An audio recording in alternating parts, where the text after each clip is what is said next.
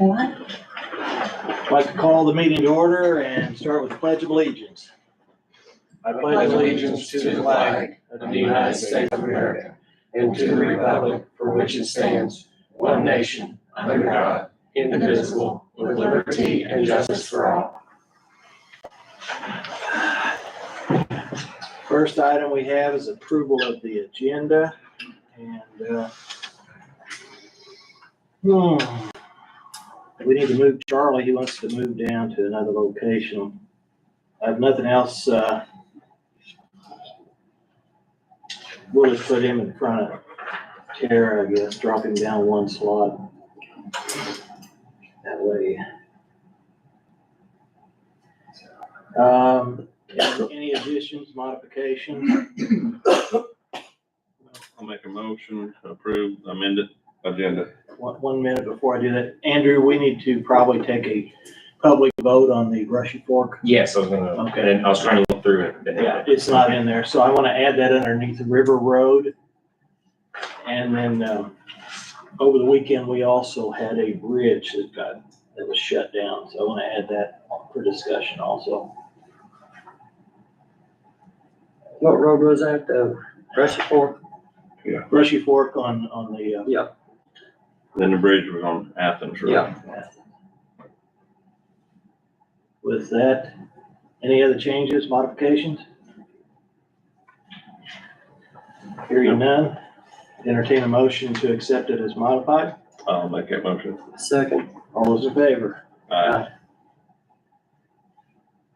Becky Guthrie, Ride Solutions.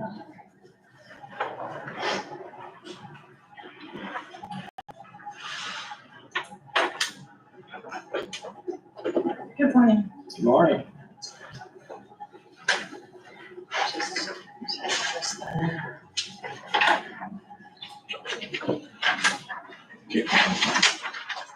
Okay, the first thing that we would like to address is the failure to get in the budget for this year for 2024 for public transportation.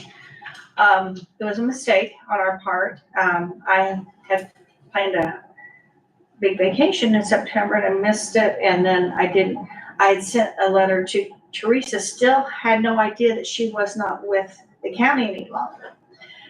And it didn't get returned to me, so it just got messed up because I didn't realize she'd resigned a couple of years before.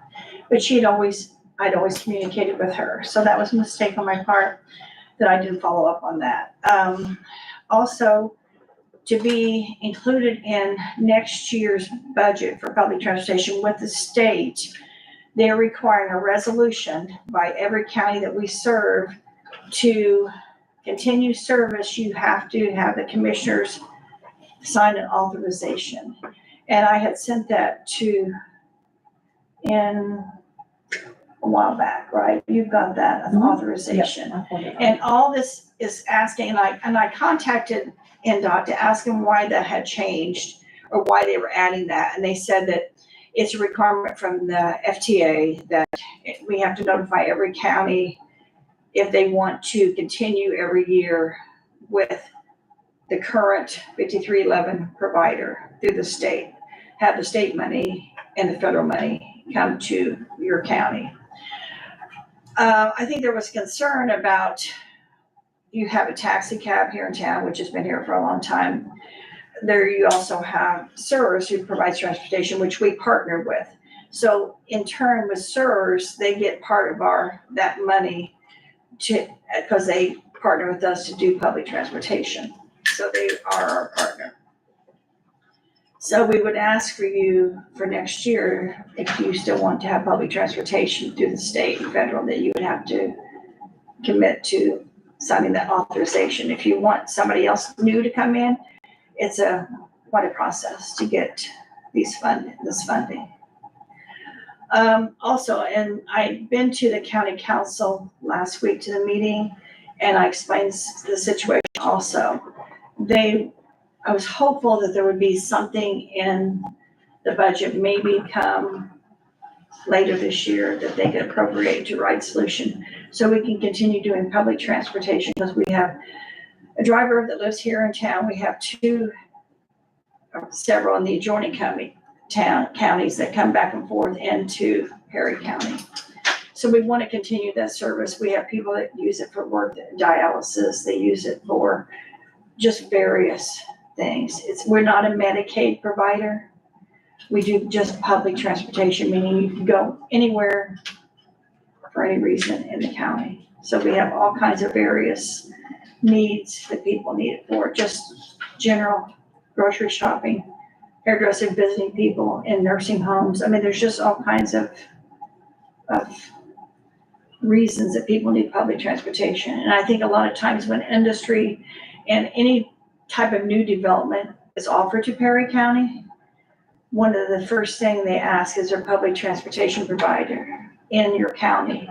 And I've filled out countless support letters showing that we are a provider in any county that asks us to. A lot of times it's even housing, like low-income housing.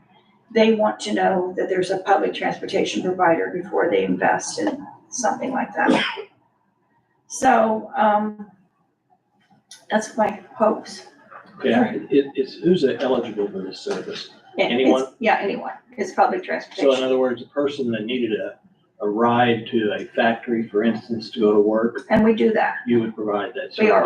We already do Okay. that. And then the next question is, I know you didn't get funded for 2024, the 6,000 you requested, but I'm assuming you're getting funding through the state and federal for 2024? But we have to have matched dollars to continue in each county through the year. Okay, So that's what I'm looking for, some type of match dollars to put from this county to continue. Otherwise, I have to cut back, and I don't So want to do if that. the funding is not forthcoming for 2024, your services will cease. Well, I don't want to cease. I just want to, we will have to just cut back, is all I'm saying. There's too many people that depend on us every single day. And to take that away from a mistake that I made, is not right to do. But I'm just asking if there's any way there'd be any possibility. So is there a way you determine which individual or group or whatever gets priority as far as your service? Because I'm sure No, there's competing. no, there's no, whoever calls in our dispatch, we have 5 dispatchers on staff all the time at Ride Solution. So when people call in to book a ride, that's when we look at the availability on the day they want it. Sometimes people are flexible enough, if it's just shopping, then they say, okay, we can say they want to go at 10. They said, well, we're busy then. Could you go later? And they move it.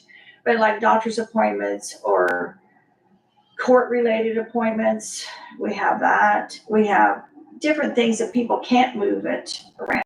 So a lot of times if we're booked and somebody has something pretty important, then we'll bring another driver in. We cross over from Spencer into here quite a bit. So could someone that works, say at a factory, schedule a pickup and delivery in advance so that you're gonna pick them up 5 days a week to get them to We do work? that up to, I'm gonna ask Beth back here, she's a transfer coordinator. I think we book up to how many days in advance? Well, we've been going 2 weeks. Yeah. 2 weeks in advance, Would you okay. come up here? Sure. Yeah, We always, whenever there's voices in the background, they'd like to see who it is and identify themselves. okay, this is Beth Browning, she's the transfer coordinator, and she's over all the dispatching. But I think that what we ran into when people book the same trip over and over forever, then that somebody new that calls in and we say, oh, I'm sorry, that time slot's filled, it's just denies them a ride. So that's why we're doing 2 weeks in advance. But definitely if we can piggyback rides together, we'll do that. And we do some transportation work related now. We've got a young man that goes to McDonald's every day that we do. We got a disabled gentleman that goes out to Perry Central every day to work into the cafeteria. So, Does and this we have a have to the cost? factories. Is there a cost to this? Yes, inside the city limits, it's $2 each way, and out in the county, it's $4 to and from. That's one way or both round trip? each way. Each way. Each way. Mhm. I think I put that in the bottom of the letter, what the rates were.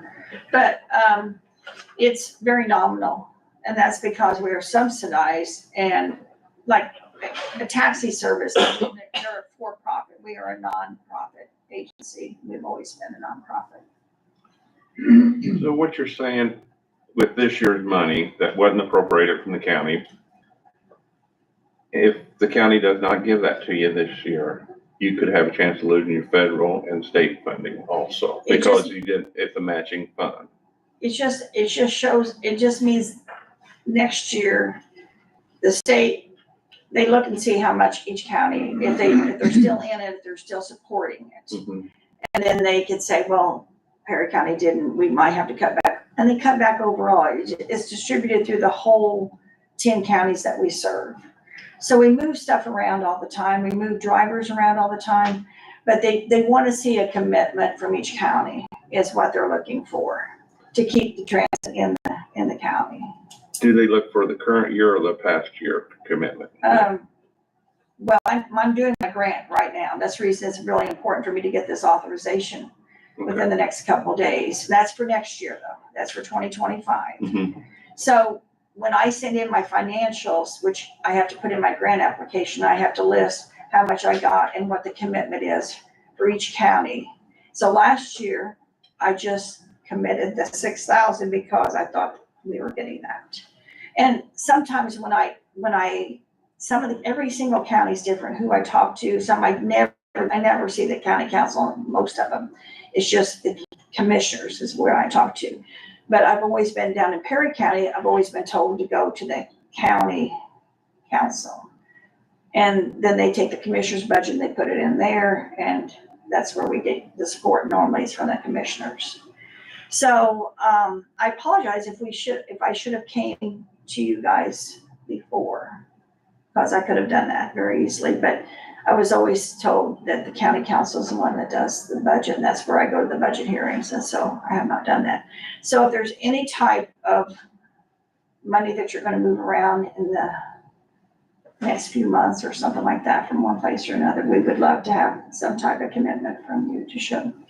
So the agreement you're actually asking for is for 25, correct? And has that been signed previously? Never, it's a new thing. This is a new thing. Brand new for every county. I have to get support. Most of them, I sent it out, explained it to them.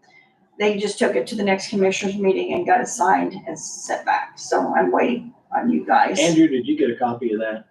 I don't remember it. It probably was sent along, but it was sent a couple months back. I don't remember it directly. I could take a look at The it. only thing that my concern was on it was that it didn't impact someone else providing. If it turned into an exclusive, would shut them out at something that we were. There's nothing like that at all. Nothing like that at That all. was my only concern about it. Now, Because there's no 5311 funding from the state or federal that's going in for transportation to anybody else, any other provider. Because they're for profit and you have to go through a grant application and everything to be considered for this. I know the Council on Aging, agency. They get their money through us, some So of their you money. provide some, okay, because I know they get Yeah. a lot of transportation, Yes. because they've discussed about getting bigger vans so they can move more people and some things like And that's that. why we partner with them down here, because they do a lot of that and we're able to include them in our reporting. So So that would, we that give wouldn't money impact. back to them for the trips that they do. But in turn, we need money, the commitment from the county to be able to keep doing that. That is for SERS, not the Council on Aging. Oh, I'm sorry. Okay. Yeah, I'm I started sorry. to say I didn't. Oh, I am so sorry. Yeah, we used to be a partner with the Council on Aging. And then they decided they did not want to be a partner because our drivers have to go through a lot of stringent stuff. They have to have a CDL physical, first off. And they have to go through 2 days of training. They have to have their license for hire license. And what we ran into with the Council on Aging is they could not find drivers to meet that criteria. So we have so many specific rules through NDOT that we have to meet, that's probably the biggest problem is us everywhere finding drivers. they can meet the standards. But they won't, that's something they don't budge on, because they want, if people are driving public passengers or anybody, they have to meet that criteria, and CERS drivers do right now. I mean, they keep them in that pool. And so the resolution, I just looked through it, it's not declaring them, not making a contract in terms of them providing services and everything, it's just more of a declaratory resolution saying we are designating them as a non-profit rural transportation entity, you know, more or less for federal and state purposes. Because it looks like there's some type of federal government funding that goes through NDOT, where they have a governor's entity that they have to show that they have an authorization to do this, and that they're seeking local matches. So the resolution is not saying this is our only person, where it's not exclusive to me, it's just designating them as one of these entities within this framework. So it would allow them to apply for their grant and not impact anyone else. No, within I our- don't think so. There's no No. exclusive language. there'd be no impact on anybody else. I mean, anybody can go out there and start another taxi cab service. They could compete with the one you've got here if they wanted to, but it's for profit. And normally you're gonna see the rates are gonna be higher Sure. for them, of course, because they're in business to make money and they have to keep their vehicles. And see, we get vehicles, it's an 80-20 match on the vehicles that we get through the state for our program. So they pay 80%, we pay 20%. So that's another thing that we have to raise to keep our vehicles going. Comments? I mean, I would say that if it doesn't impact anybody else, allows them to continue to get grant funding, that we'd be supportive. Yes, that's supportive. Yeah, I agree with that, Randy. And also agree, well, I didn't get the chance to watch the council meeting. What was their thoughts at the council meeting? Anybody? They said they were tabling They it. tabled it, Table. till, I think it's a funding issue, and I think probably part of the problem is they went through the budget process. They're getting ready to start the budget process again for the next year. And if they start revisiting old budgets, then how do you tell somebody else that wants to revisit the old budget? And I think that was one of their concerns. That's what I heard from them. But you just need to make sure to get in the budget. Apply. Which in the is This budget. resolution will Okay. say that we For can apply, and 2025. then Mhm. this letter here I brought you, I just want to make sure that we yeah, get. I'll go ahead and put this in Yeah. the But- budget folder. If you consider it new funding, Randy, not going into the old budget, can we request the council to try to look at some new funding to get Sure, I them, mean, get that $6,000 for this year? we just have to find a source. I know, but That's our challenge. I mean, that'd kind of be up to the council That on would be that. great if that could Well, I happen mean, I don't know anyway. that we have anything left in our discretionary. I think we've spent most of it. You guys, as a commissioners, could ask for an additional appropriation out That's, of your fund, and then it would go to the council whether they That approve would it, be a because it's always budget been issue. paid out of general, So, I think we should, so. my opinion. We've been very successful, I mean, as far as what we have done down here since we first started. It's been something that I can't tell you through the years, because Beth and I have both been here. We were two of the original people that started Ride Solution back, and we started in 2001. So we're both here 20-some years later, and we can't even begin, we could write books on the need of public transportation. That the problem is a lot of times we don't get the message out to the people that need us. It's just educating the people. A lot of times they see these and they think, oh, it's only for medical appointments. It's not only for medical. There's just so many other things that people need to use public transportation for. Just like I said, for shopping and we had one lady in another county that her husband was in a nursing home and she never had driven. So we'd take her every day to go have lunch with her husband at the nursing home. She had no other source to get there. I mean, there's quality of life things that people don't realize, the ones of us that just get in a car and drive where we need to go. We've taken people to church. We've taken people to different things, activities through that kind of thing. So, I mean, it's just something that a lot of people don't think about unless they don't have a vehicle or a family member that can take them somewhere, and so. And a lot of people just got one vehicle too. If something Yeah. happens to that vehicle, And they- temporary, I mean, Yeah, yeah. and they can get a job, and sometimes when they get a job, they can meet somebody else that they can ride with back and forth to that job too. And that's the hopes of all of us, is that we get people back into the workforce and doing something like that, so. I would entertain a motion to sign this grant agreement. And I think our next step is to take a look at where funding might be available.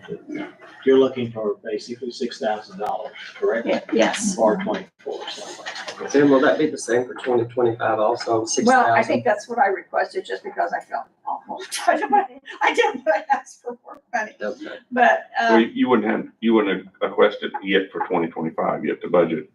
She just gave that letter Yeah. right now, I was reading Okay, it, she it's just- kind of okay. like, Yeah. I'm gonna put that in the budget Okay. folder, so she's kind of requesting it ahead of time. And I've got her contact information now, so I will, it was kind of a transition here, I mean, I didn't send emails out to entities or nonprofits. I personally don't feel we as a county should be sending emails out to people telling them to ask the county for money. They should come on their own and ask, because I feel that's giving special treatment, reminding people, Well, hey, it's budget I time, understand. come ask for money. And I personally didn't feel it was right to people that we had given to in the past to even that, because, anyway, so, That was the problem, Yeah. because I was so used to Teresa. Mhm. And, not having the change, and since we do 10 counties, it's hard to keep up with every county for us, because we're an hour and a half away, and like I said, it was raining solid all the way down here, and I thought, oh, no, I'm gonna be late again. And I was late for the county council meeting because I could not find this place. I was Hamilton, I was over there, I had no idea you guys met here. And so all it said was meeting at North Annex Building, and I looked that up and they said it's in Hamilton, so I was all over the place the other night. So when I walked in, I felt really bad at the county council meeting. I felt that reflected on us too, that I was late. But now I know where I guess from now on you meet here. this is just during election time, because Oh, we've got, early voting going on. oh, in the- okay. In the meeting Okay. room. Then we'll be back at Back over. courthouse. Oh, okay. Good, great. I know exactly where that is. Okay. Okay, well, thank you for listening to Thank us, you. and I You're appreciate welcome. anything you do for us. I appreciate it. Thank you. I'm interested in a motion. I'll- So I'll make that motion, Randy. Well, second. you have a motion to sign this agreement so they can get grant funding for 2025. Any other discussion? All those in favor? Aye. Opposed? 3-0. Megan James and Alexandria May.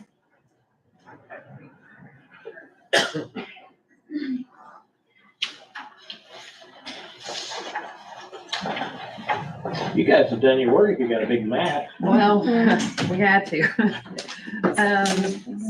No, you're good. So we are here to discuss a roadway that's not really named or anything, but I've kind of went through a whole process of trying, and this is where I'm at. So, we've had some issues with neighborly people, about this roadway, and it's just like the easiest access to our house. It's the cleanest route. We've hired individuals to come up to our house. The other way is not even, you can't even get through there with a truck and a trailer. We paid this guy a lot of money to come up there and remodel our home. He had to go that way and he couldn't get through. We had to tell him to go the other way because it's gonna be easier. What road are we talking about? I'm gonna try to find it on the map. Well, I have it, I have it on here, probably easier, instead of you trying to find it on there. Oh, come over there and look. This is out for this. Okay, there's the church. So this way right here, this comes up when you come into the church. You come up in here into asphalt, and here's Onyx. And Onyx leads straight up to our house and hers as well. Or hers is right here, sorry. So this is all our house, and this comes up. But we're actually talking about this road right here. And on every single one of these papers, it shows it as an alleyway. But if you actually look like on GIS or anything like that, it's not labeled, which alleys usually aren't. But this used to be the town of Branchville. Asphalt alley. So is this actually a county road then? Well, I'm not sure, because it used to be, before, it used to be blocked out on both sides like it is on Onyx. And Could you come look at this and tell us if this is a county road? It doesn't. everyone I've talked to said it's not. Asphalt alley. This is the church. Okay. Yeah. And then this is, This that is where far the road church over there is sits where here they're now. Okay. And this would go through here. There was a section where Seibert lived. He owned part of that and paved it. Sites. Yeah. There was, And it's paved probably like here. Yeah. And then the rest of it's kind of gravel. Do you all maintain that? I'm We- pretty sure we go all the way up. And then there was another one that cut across like an alley. Mhm. And I think that would maintain is that this one? gravel. Onyx? Yeah. gravel. That shows up But on see, that if map. you actually look, this is paved up to here, and then our driveway is, Where did- concrete Where did the side live at? up here, that we Okay. bought from them. Okay, all right. But like, it's probably the most ideal way, and we have a I'd have truck to and look a, at, have Steve pull it up on So- measurement, but Is this part of it's paved, like he paved up to here, that this is this paved? This is gravel, isn't it? it's paved. no, It's that's, paved. Yeah, the concrete, yeah. homeowner paved that years ago. Paving, The homeowner paid that, paving but starts relatively right here, like almost 2/3 of the way through past the church. And then it goes all the way up and then There in was front of some, my house into I'd have to look at Steve, but I think we've maintained this section before. and who would have paved this? The county? Yeah, yes, years ago, Okay. but it only went paved up here to about halfway to the church. Mhm. That was gravel from here up to their Okay. driveway. Okay. But we actually own to this side of the road, so we own part of that road, is what it's showing. But we're having issues with people blocking the access, and we can't, when you're coming, we back down our driveway, and you can't see anything until you're like right here. And then it's blocked, so then we have to do like, completely flip around and go that way. But if we have a full-size truck and a 20-foot trailer, and we are always hauling like side-by-sides, dirt bikes, four-wheelers, and we go riding with our kids, we cannot get out that way, like absolutely not. Who blocks it? Well, actually, Who this blocks this road? church individuals, And like a church parking pulls right up there off of it. like they have Well, parking they- spots, but they will block it. I have, You can't pictures. block a county highway. I'd have to make sure They will it's county take first. multiple vehicles to ensure that we cannot use that road. Give me a second, I'll And call Steve. it How wouldn't- often does this happen? It's been happening Sorry. at least a while now. So like here, the road's not named, but you can see where it starts. Mm-hmm. And it leads straight up, but this is all gravel, but we cannot, there's a sign here, we cannot get our truck, and if there's somebody parked there, our truck and 20-foot trailer cannot make it through there. Our truck alone can't make it through there. I drive a little small compact SUV, and even sometimes if the neighbors are parked on their property, it's hard to get And my that vehicle out. shows you like how they were blocking it. But it shows that there, Okay, all right, thank you. and I mean, it shows an asphalt street there, but directions will take you up through there. And I like, just talked with Steve and he said there's nothing county from here to up there, That's not county? not county. So you guys But- don't even maintain it? I think there was years ago, we went through there with the church just helping out or something. I think the alleyway up there actually is, but from the paved road here up is not county. but that is absolutely like such a nicer route. And you can even tell like before the church was even there. That road already existed. Yeah. That So road who existed. actually owns this road then? Don't know. Like it shows the church owns this road from here down, or like from here down, but we own it from here up. And that's where it's really hard because like, as you can see, that road was there before that church was even there. Like this shows the new church. But this is an older picture and this leads straight up to her house and then my house is right up here. Have you met with any of the individuals from the church? It's not very good. I mean, we don't go to church, we don't attend them, so like, they would have never spoke to us. Like, the only person that has spoke to us was the pastor, and he's super nice. And we wave at him, talk to him, we are very respectful when we go through there, and it just, all of a sudden, like, we went through there, we didn't have any issues. We bought our house and moved in December of 19. We didn't have any issues with anybody until like November 4th was the first incident of 22. And then it kind of started for a while and then it stopped. But like, if you would take a fire truck or an ambulance up this road and try to cut through there, there's no way. So if they somehow block this, like they've mentioned, it's gonna cause issues with any kind of emergency services getting to our house. So this road in here is what? That's Onyx. Yeah, I know, but I mean, condition of it. It's Not like a very- gravel alleyway. It's very thin, and we also have people blocking that too sometimes with a truck and a trailer with mowing. Okay, but the county, that is a county road, correct? Mhm.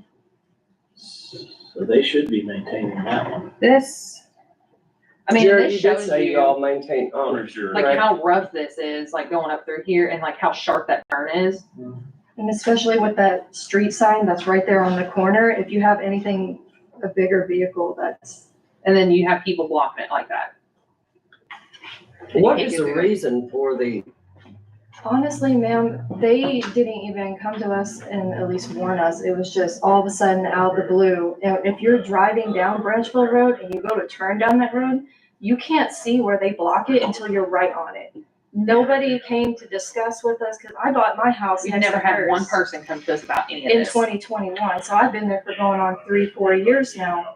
And nobody talked to any of us, which would not have been a problem to begin with. We don't mind as long as you give us a heads up. But then when you don't give us a heads up, and then when people get mad at us because we didn't know that they were going to block the road like this, it can cause a little bit of tension. And we that's didn't why know. we're I here mean, our to try to realtor- rectify this. Our realtor takes us up through there. FedEx uses that route to go to our houses. Mail uses it. Yeah, Andrew, could you come over here a any minute? school buses?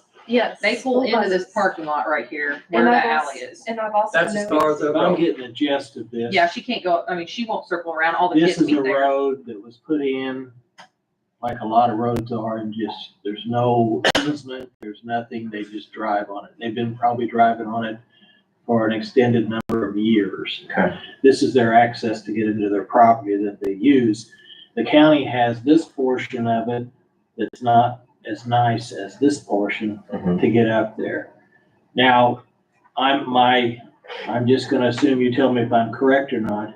This allows them to come in, so if there's no actual requirement, because I know you can't lock people out of their property. Mhm. No landlocks. Does that make that their route they must take, or is because this has been in here for 20+ years and an accepted roadway, does that get a presumed easement across that where it can be improved and maintained and? I mean, we're okay with maintaining it Yeah, if we need But to. that's my question, is legality here. When I suspect there's probably never been a survey and/or an easement placed there for that road. I just got a feeling that somebody came in, started driving there, and it probably was was the church here, and then the church moved here is what happened? No, the church was actually over here. Okay, but I mean, at the time, this was probably vacant land maybe in this There area, used and to be nobody really a cared. store. Was it? Okay. Yeah, at one time there was a store, and I think in that picture, that's what it was a store. And So my assumption is that they went in there and they just started driving there and everybody was okay with it. This went on for years, and years and years. And now a new group of people are there. So are you saying that you do have access with Onyx Road, right? Like you can get to your mm, property? It really just. honestly, depends. if we have the trailer hooked up and they block this, we will not be able to get the trailer out ever again. And my main concern is both of us have children live in the house. I myself, I have a 3-year-old boy living with me along with his 2 older siblings. There's no way. I mean, you can fix this road up however you want, but there is no way if one of our houses catches on fire or if we need an ambulance, there's no way they can get onto Onyx Road from there. And I'm sorry, that is a major safety concern to me because we would be devastated if anything happened to our kids. Oh, So. for when- what reason? Too narrow or too Oh, sharp a turn? it's a sharp turn, and that road is like honestly real narrow. But Onyx. like I said, like even taking our full-size truck through there, you can't really turn very well, let alone even with our Anything trailer. bigger than a small SUV, like you're not, Really? there's no way. Absolutely no way. And that's why I normally suggest like, just going out there, seeing it for yourself is probably the best option. And you can see how rough it is versus the other side is just, Like, it's caused, That- the road has caused damage to one of her vehicles before. and I've spoke to, because I was like, if it has to, I'll get legal purposes, but I know I've spoke to a lawyer. He said if that road has been used for that long, you should legally already have easement. There is some potential, so I guess first thing, I just wanna make sure that as the county, we're not providing legal advice to private entities, because normally this would be an issue between landowners saying, I've used this property, I have some, easement right property right in it that is either traveled with the property or with the landowner, et cetera. So I don't necessarily wanna weigh in and say the county is saying this is definitely that situation, but what I think it might be a private issue in terms of establishing that easement, either having it surveyed and saying this is the property that we, have a connection to. From the county standpoint, though, maintaining county roads, you're keeping people from blocking county roads, or, I don't know, potentially making that a county road of some sort, or, so that property owners have access for emergency services might be something we need to look into, but in And terms, that's our goal, really. yeah, in terms of your property right, I would just say, I think you do have some arguments there to be made, and you probably need to talk to an attorney potentially about getting that right formally established. So then when you have that property right, you have rights to, eject people from blocking it, et cetera, because then they're essentially depriving you of that property right. But I don't know the full history. I don't know how this came about. It's obviously marked in some fashion, so it has to be. And these Yeah, records and that- came from 2022, didn't they? Yeah, they were recorded in 22. I don't know when they were. Yeah, how even did this that road- road get that name? It's Asphalt Alley. That's what I'm Yeah, saying. like that's every not single out. one of them, like this is gravel alley, Yeah, it's and this on other one says asphalt alley. again. And like alleys aren't labeled on Is this the map. first recorded survey of that property that you've done? No. Old ones? I tried to pull those I could, but they said it went from like these three to like 1986 or 1860 something. Like, Okay. so you couldn't really see anything. But like, I went, before the church was even here, before the church even owned all of this, like this gravel road was there when the store was there. It was like a gravel road, and then the sites has paved it. But see, like I think at one point the sites has owned this and this. So in other words, the church owns both sides of this now, I bet. Yes. That's the problem. And we had issues, like this was blocked out, like it was a county road kind of, but then they had it resurveyed and had this all put in one parcel. And now it shows that's like blocked out now. Can you block a roadway? Legally?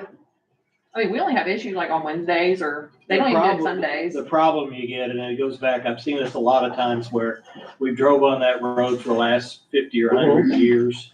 And then somebody, Never got an easement, never got it surveyed. It's just been the standard road. And a lot of roads in the county and even the state highway, you'll Yes. find that it's just where they made the path, and the state of Indiana doesn't even have title to them. Mhm. They just, everybody was tickled to death because they took over the maintenance part of it. right, Built the roads and that, and they were happy for that. This seems like something similar that's happened, and at the time, if the property was separated by that asphalt road, one owned to the right, one owned to the left, it probably wasn't an issue. Now that the church has bought both sides of it, they don't want a road in the middle of it. Now, I don't know how the county fits into that. For one reason, the county needs to provide access. If that means we have to do some of those other roads in Onyx or whatever, so they can actually get to their house. But if they have a legal right to that road, then my assumption is it should be open and unblocked. Am I correct with this, what I'm doing, Andrew? So, I'm not sure of a regulation that would regulate blocking private roads, because we don't really have that much jurisdiction in terms of that. But in terms of, if you have established some right to that property, like an easement of travel or something like that, and that is blocked, then they are essentially depriving you of your property right, and then you have civil remedies that you can bring against those property owners, because you do have a right, to the access to you have the ability to enforce a property right you do have in that property. And if you have an easement for travel and that travel is blocked and someone's essentially blocking your property. And so you could say, you could bring a whole bunch of different lawsuits, would be a private matter. In terms of, regulations, I don't know if we have any regulations where we're saying private Yeah, I don't roads know that the would county be- can. Yeah, would be I can enforced. remember back, in some instances on property that, a power line crosses the property. Mhm. And, even though they don't have an easement, clearly it's noted, the line goes through there, been there for years. Mhm. So it's an actually assumed easement and they have the right to do that. Yeah. I'm thinking that would be similar to this road, Mhm. that because it's visible, it's not underground, everybody saw that it was there. Mhm. And it carries the same legal remedies. That would be my assumption. I think there is some argument to that. I just don't want to necessarily provide them advice and say, oh, it's definitely the case, because I don't know all the facts, not their attorney, but there is I'm not their argument. attorney. Yeah. But I just remember running into some of those situations in the past. So you say that, Onyx Road is in not very good shape? Oh no, like if you actually drove out there, even asphalt's not in the best shape. That is like such a nice road that's why I'm like, I think it should be deemed a road because it is super nice and we are more than okay with maintaining any kind of things that need to be done to it. We'll maintain it, like she's agreed to go in on I mean, it. that's the road, the long road to go around. That's Onyx. No, I think they're talking about the. Yeah, We're talking Onyx is about- rough. Asphalt's rough. Jared, can you look at that and see what kind of attention that needs? And I know it is a sharp, when if they come out and try to turn on back down to the main road, it is a sharp, because we can already get a snowplow up the hill there, so. You know, whether it needs ditching, gravel, grading, You may need the corner of the radius changed on it. Yeah. I don't know. If that's My possible. question is how much, Right away. right of way we actually have That's what Yeah. I'm gonna say. to do that. One thing that we also did kind of talk about is, we've been given advice before about maybe getting asphalt street fixed up, but you can fix that street up any way that you want. If you need to get a fire truck or an ambulance or mainly fire trucks around, it's still not gonna work. But, I know when I talked to the county garage, they said this one is on their list to maintain, but this one is not, is what they were saying. And then this one doesn't show up at all, so. Yeah, that just shows up as an item. but you will look at all of it. Yeah, I'll make sure Steve ain't pulled up, see what we're getting paid for. Okay. Sure. Really from here back towards your home is decent. Right there's where the problem is getting back down, right? Yeah, this is actually kind of, like, right here, Mm-hmm. decent. But then like so far right here, it starts in gravel Mm-hmm. and it's okay, but it's narrow. I mean, it's okay. We can probably manage we can get through there. It's just this turn right here is our main And issue. the issue also with that is this house that sits on the corners here, they're extremely close to the road, so you can't really widen the road And they'll without park- going into their yard or literally going up to their front porch. That's what we said, we need to know what our, Easements. our easement is, Yeah. so. And if someone, and they have a parking, like turn in right there. So like even if they park their van right there, getting out of here, oh, And that's just with them being on their property, not even on the road itself. and actually I think it might be this property that you're talking about, because this is Beth Ransom. So it's this one. Yeah, it's, the ancients. So just curious, when you looked at the property or when you bought your home there, which way did the realtor take you out? You knew that answer. Yeah, I knew that I did too. Yeah. And that's what everybody's driving, it's the same old road, it's Yeah. established and. Like our mailboxes are right here. So it's kind of like, why would we go to our mailboxes and then come all the way back up around here? When their mail lady drops off, well, our mail lady will not go to my house because it's up a hill, She'll leave all She- her packages at my house. which is fine. I mean, we've kind of agreed to that and we're working on another solution to that to put a box down here for her. But like UPS, he comes up through that way. I've gotten behind this van. They come up through this way and park in front of their house. I'm like, everybody in the neighborhood uses it. It's just, we're the problem and we haven't done anything. Like, I know I'm in and out quite a bit, but my kids are in sports. We travel a lot. We are constantly on the go. We're hunting. We're doing all kinds of stuff. So we are involved so much. So, we use that road quite often. What I would suggest is let the highway department find out exactly where we are on these roads. Much information's available. I would encourage you, if you have an attorney, to ask him what your rights might be for this road right here. And I figured we should automatically have an easement, cause like we own half Well, of this. Yeah, but just ask him, and if you can, the farther you can determine back that it was an active road, would probably be beneficial to you, but just find out exactly where you are, and then, give us a little time to get that together, and then we'll see what might be the best avenue. There's no reason for us to do a bunch of work over here and try to put this in if this area here can be resolved. I mean, Yes. that's the way you're going now, everything seems to be working. Also went to their committee too. I've talked to the pastor. He said he's gonna take it to their committee and let me know. He said it might be a little bit, but I know who's on their committee, and I found out who also is involved, and I'm like, I don't think it's gonna work very well. So I don't think we're gonna get what we want out of it. And I feel like you would. But I think you need to try though. Which we Yeah, are. We that still would are. be We're not the gonna give best, up. Yeah, I We're mean, gonna wait to hear. Sit down face to face, say, it's just, do the same thing you're doing here. It's just safety reasons. Nobody wants anybody to be stranded by Oh, no, we just. emergency services We've or never anything. spoke to anybody besides Yeah. the pastor, and I think the one night that we did, they had a wedding rehearsal, and it was a bunch of intoxicated people, and my husband came home from work from driving 5 hours, like, he was working out of town, came home that Friday, and they started a whole uproar with him. They had it blocked, he couldn't get in there, and he had to go around the other way. I was outside in my front yard, because if I stand in my front yard, I can see the whole area.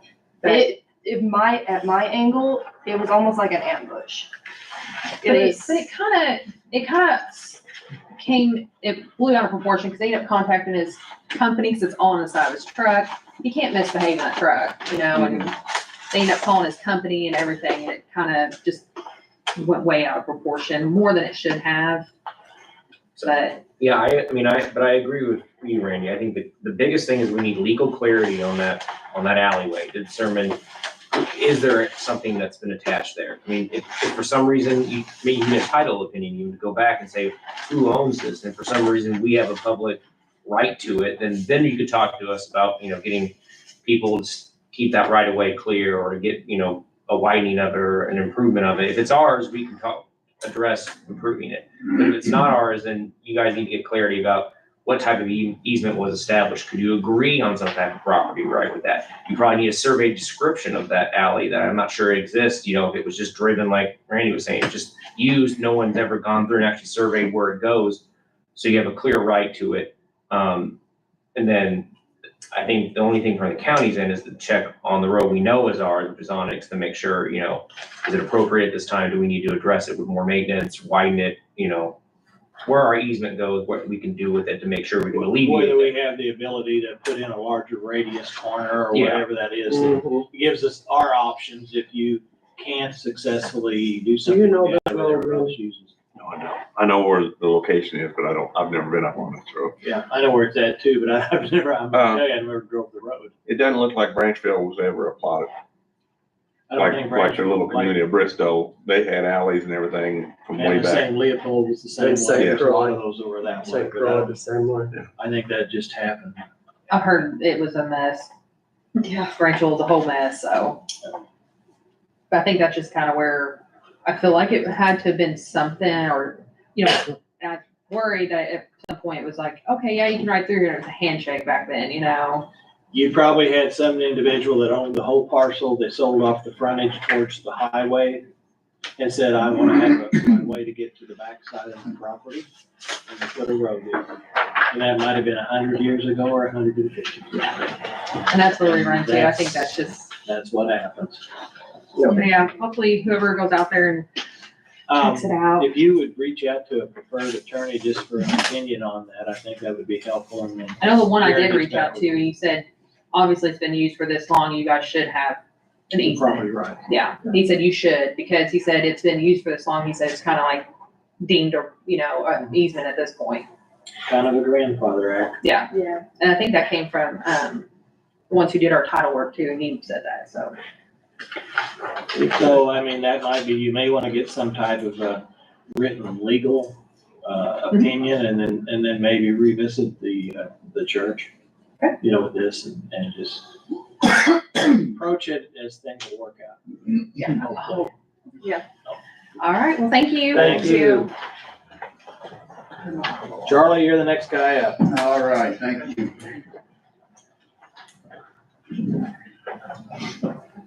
Good morning. I'm Charlie Ballmaster, and I'm representing the Animal Welfare Control and Education Board. That board was formed by this ordinance that was written several years ago, and what we are doing, we are approaching you because the board sat down and revamped the ordinance. We took some things out that were outdated, and we wanted to add some things. Your attorney looked it over and typed this up, and I'm presenting it to you with the explanation why we did this.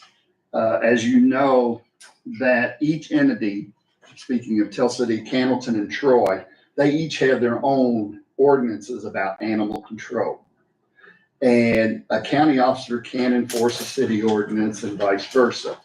And what our goal was is to update this, present it to the other entities, ask them to establish a new ordinance, not using the whole ordinance because it's so big, but possibly the fines and how they're taken care of.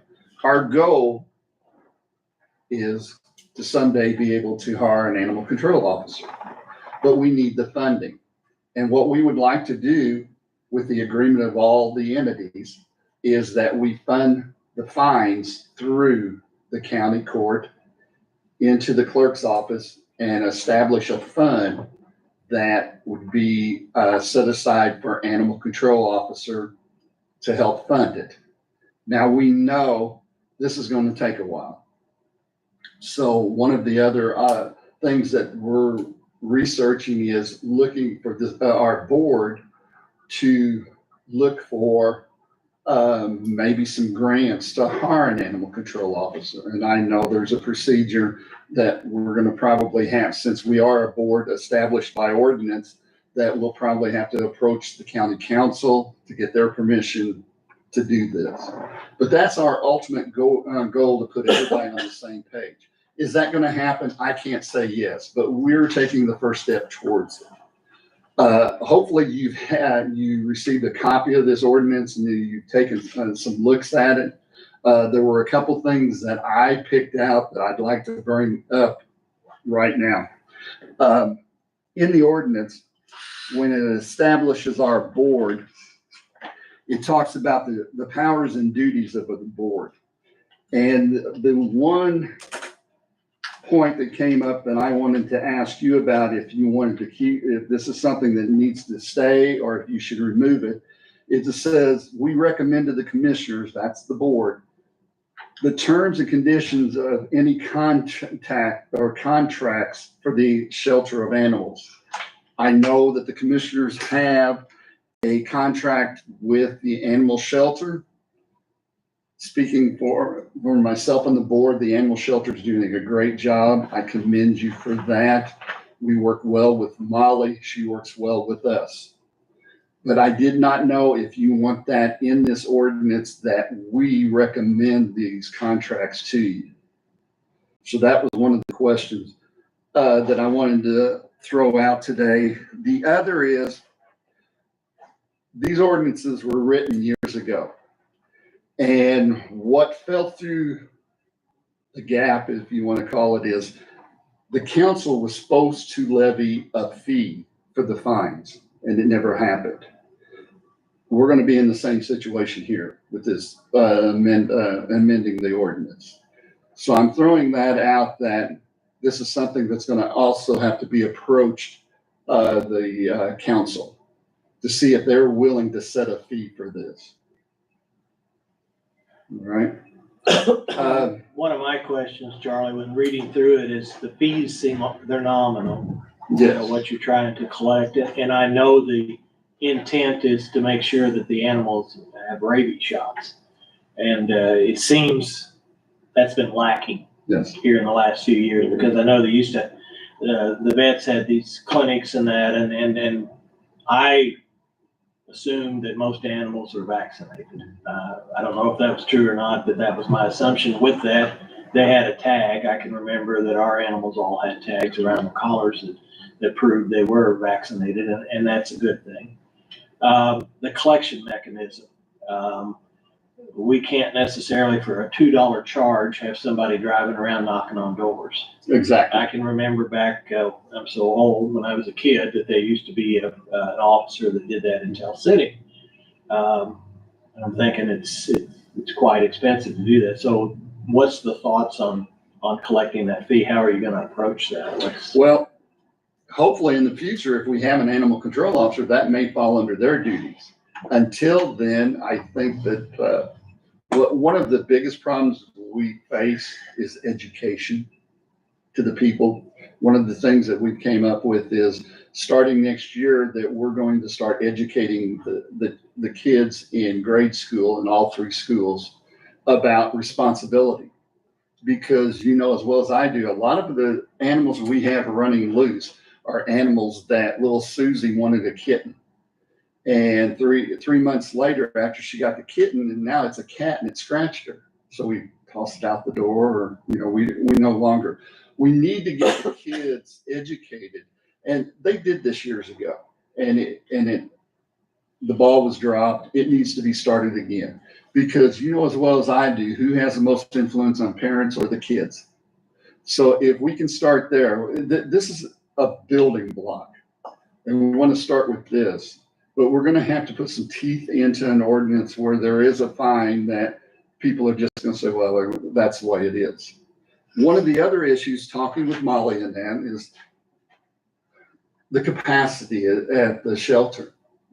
They've reached capacity several times, and we're still getting calls. And one of the biggest problems are the stray cats, and they're feral cats. And they're worried about disease, just like everybody else. If they go out and pick out, and to give them credit, I really think that Molly and Ann and that whole shelter, they do a little bit more than what they're really contracted to do, because that's the kind of people they are, that that's for sure. Yeah. If you visited them, you'll see that. Yeah. And they go out sometimes on the edge, but they don't want to bring in animals and bring in with disease and end up infecting the whole shelter, and we have to put everybody down. So we need to come up with a solution. And at the last meeting, we decided, with your all's permission, because you oversee our board, to form a committee to try to decide how we handle these calls. Whose authority? Okay, who does this fall under? According to the ordinance, I think it falls under our board, but I'm not 100% sure. But I don't want to throw our board under the bus. So I would like to involve, and I've reached out. Molly with the shelter said that she would serve on this board. Ann is with the Humane Society. The sheriff, chief of Tell City, chief of Candleton, Troy Town Marshal. That's 7. Then the health department, and there was one other prosecutor, and the prosecutor, to come up with a solution, because there are situations where we go out and we have all these stray, and I'm going to use cats, feral cats in an area. If they're trapped, what do we do with them? Who makes the decision? I know no one likes this word, euthanize, but what else can we do with these? Humanely euthanize is the term I'm going to use. Also, if we choose to do this, who's responsible for the cost? So these are questions that we need answered. But we have to start at point A. Point A is to bring this ordinance to you for your approval, and then we build on there. When you talk about the fee, Charlie, you're talking about fines, right? Fines, yes. Well, there's a fee, I think. Well, yeah, and that I I charge you really, like $2 for a dog. and If we really it's- haven't worked out how, where we're gonna go. I think it was mentioned that in the clerk's office, one of their personnel is supposed to be an animal Pet clerk. pet clerk. okay? They all looked at me. But, and if I may, mention, Becky serves on the board with me on this animal control board. But I think we have to start at first getting the ordinance adopted if you choose to do so, and then we go from there. And it's not just, for example, $2 for a vaccinated pet or whatever. This is for fines also. People that abandon, people that abuse, people that, different things. That money those fines need to go into that fund. And one of the other things, and I've spoken to Molly several times, that they get a lot of calls about people wanting to surrender their animal. Well, there's a fee for the shelter, and that's in your agreement that they set the fees. The other thing, when I asked her about it, I said, what are the reasons why people are wanting to surrender? Is it because financially they can't afford the animal? You know, if we find that out, we've got alternatives. The Humane Society, they will help out, you know, if it's food. There's different organizations that donate food that these people can get. So it doesn't become, and I don't want to say a burden to the animal shelter, but if we can help them out to keep the animal, that's much better than us taking control of it. But a lot of them is, we're just tired of it. I think it's kind of like an Easter chick. Yeah, Exactly. Grows into Easter a duck. chicken. Right. What do you do with it? Yeah, it was cute when it was small. Yeah. Same way with Play a we're kitten done. and a pup. And a lot of this rabies stuff that you're speaking of, that is state law. Right. That is not county, Right. city, town. It's state Has been law for years. And that you have to have your animals vaccinated. So that is why I'm approaching you today to take a look at this, amending the county ordinance and hoping that you will adopt it. Have you talked about, go back to the fees, how would you collect those fees if they would be a $2 fee or? Again, that's gonna have to be a brainstorming thing, and hopefully this committee that I just mentioned might be even interested in helping us on that, trying to decide. You know, I would, and this is off, never even thought about this here, but I think some kind of relationship with your veterinarian who gives them the rabies shot and or the clinic or whatever it amounts to would collect it as you vaccinated your animal.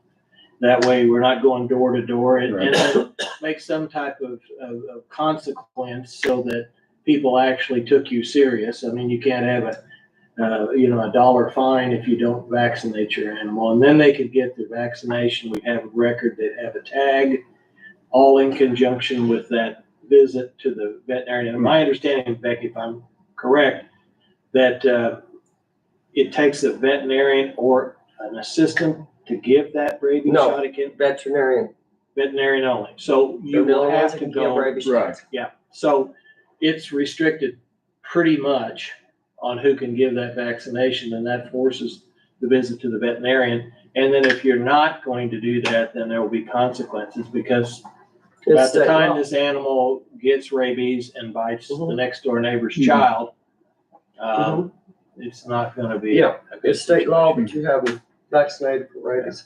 So again, the reason I approached you today was for you to take a look at this, because this is going to take a while for you to decide on. If you should approve the amendment to the ordinance, then I'm going to present it to the other entities so we can get the ball rolling.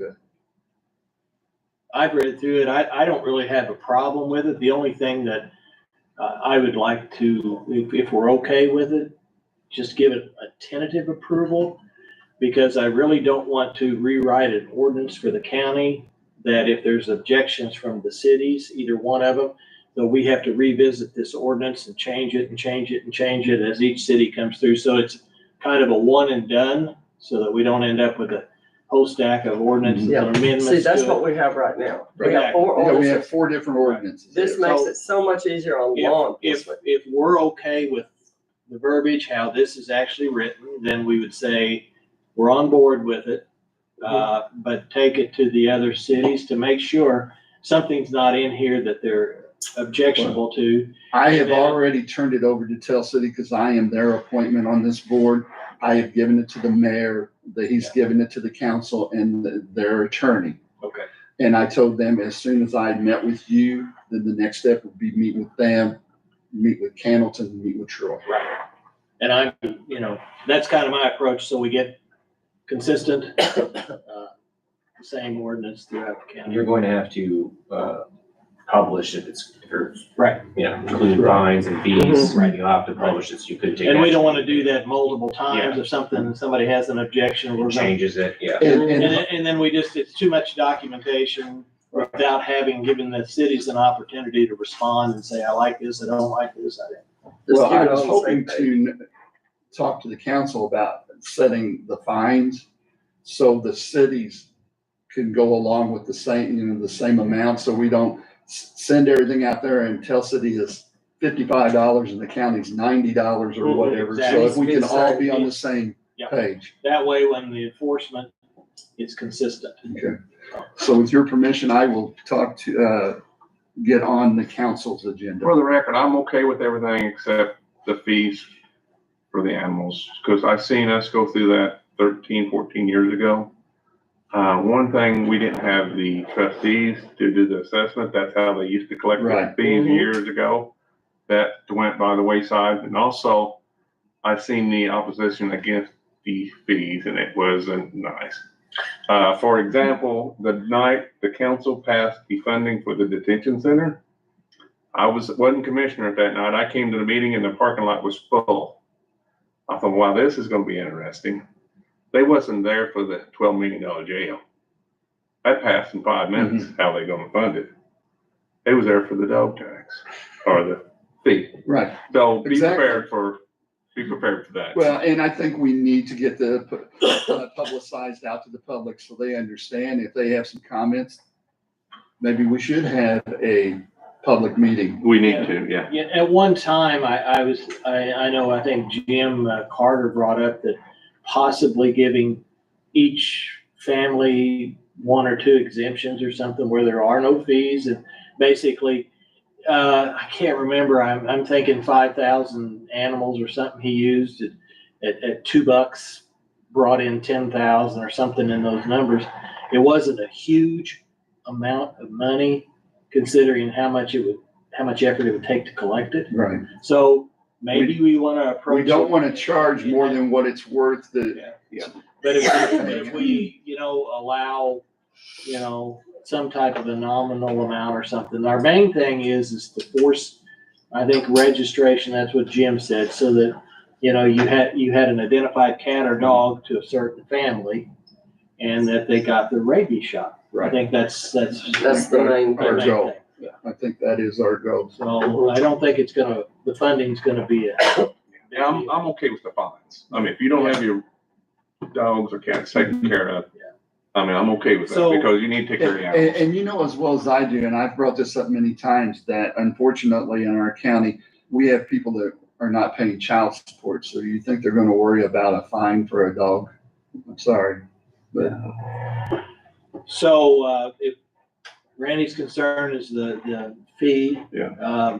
Charlie, if you would take it to the other group, the language probably seems to be okay, so Okay.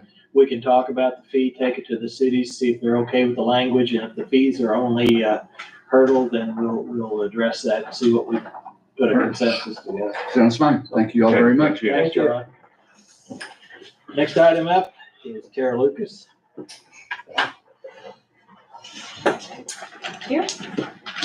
I am here for a couple of reasons. Number one, Chris had brought up, I guess it was maybe even a month ago, that the contracts, there are some legislative changes coming July 1st. So all contracts need to be signed, by the commissioners. So the health department currently has 2 contracts in place, one for the baby box and the other one for, the existing agreement with Perry County Memorial Hospital, which Andrew, you helped heavily on that one. So that's number one, is if we can maybe get you guys to, is co-sign the right word, or sign a new one, or however we need to make that look so that we're ready to go July 1st. Secondly, the current Perry County Memorial Hospital contract, so we have a service agreement for discounted mammograms, a once-a-month education course, and then we have some TB services in there as well. If we have an active TB case and we have someone who's uninsured, we want to make sure that they get the care that they need. We would like to add an addendum to that would state we could help provide CPR classes through the hospital at no cost, to starting with like CNA students at all the high schools, community members, 4-H members. Leonard Ha, who said approached about this to see if that was something we'd be interested in, helping with or partnering with. And it definitely fits under our HFI approved funding. It's trauma and injury prevention. So we would just like to get that approved as well. And my question on this one, I believe, I was told, comes together, that the hospital had offered to provide an instructor at no cost, because this was in conjunction with this first responder initiative that's coming about. And my thinking is, as long as whatever that relationship is, and it would be nice to have all of you at the table when you do this, so that the health department and the first responder and whoever else has an involvement with the ambulance service and that, all it has access to the training, and if the hospital's on board with not only your group, but also these other groups as far as training is concerned, that would be my own concern, and I'm sure they're fine with that. So we actually have the contract that would cover all of that training if they would do it. Okay. Because I know at one time, the only discussion we thought we might have to come up with funding for books, for these different instructions. So like I said, when Leonard approached about this, he is, and I don't want to speak for him, so I'll just tell you exactly what he told me. He volunteers his time right now. And it would just be basic CPR AED training for, he's going into the CNA class at Tell City High School. Perry Central, I believe, might be on board too. And it's just basically giving them the opportunity to go through training and have no fees associated with that. It's a $15 per person fee that covers books, the little card that they would get once they pass the course. And like I said, he is currently either utilizing his hospital time or volunteering his time. So do you want us to all sit down together to see if it would include everybody else? Is that kind of just so I'm understanding? Ideally, as far as I'm concerned, it's just like Charlie just made the presentation on the ordinance. Mm-hmm. We're looking for consistency. Sure. Those other groups, so we don't do anything. Mm-hmm. And I always go back to the ambulance who has the pads that don't fit the police department's pads, and we don't want to make those types of mistakes. So if you'd reach out to the group that's involved with that, to make sure that maybe we need to add them or add some other portion to it, and then we'd sign one contract that, would cover everything. And I think the hospital will be fine with it. I remember they were more than supportive of trying to get this training out. We just don't want nobody to feel left out. Yeah. Well, Okay. and we want to make sure we don't make a burden on Right. somebody, and then we have to write another contract, and we have to write another contract. And so, just so it's one and done, hopefully, and then everybody can. Okay, Sure. so you would prefer that it include first responders and their training as well? First responders, whatever the concept is with that first responder, whether the first responders with the fire department, whether it's police officers, whatever this involves, community members, so that training would be, included in this type. And then if there's any funding associated with it, then we. That also could entice new first responders also.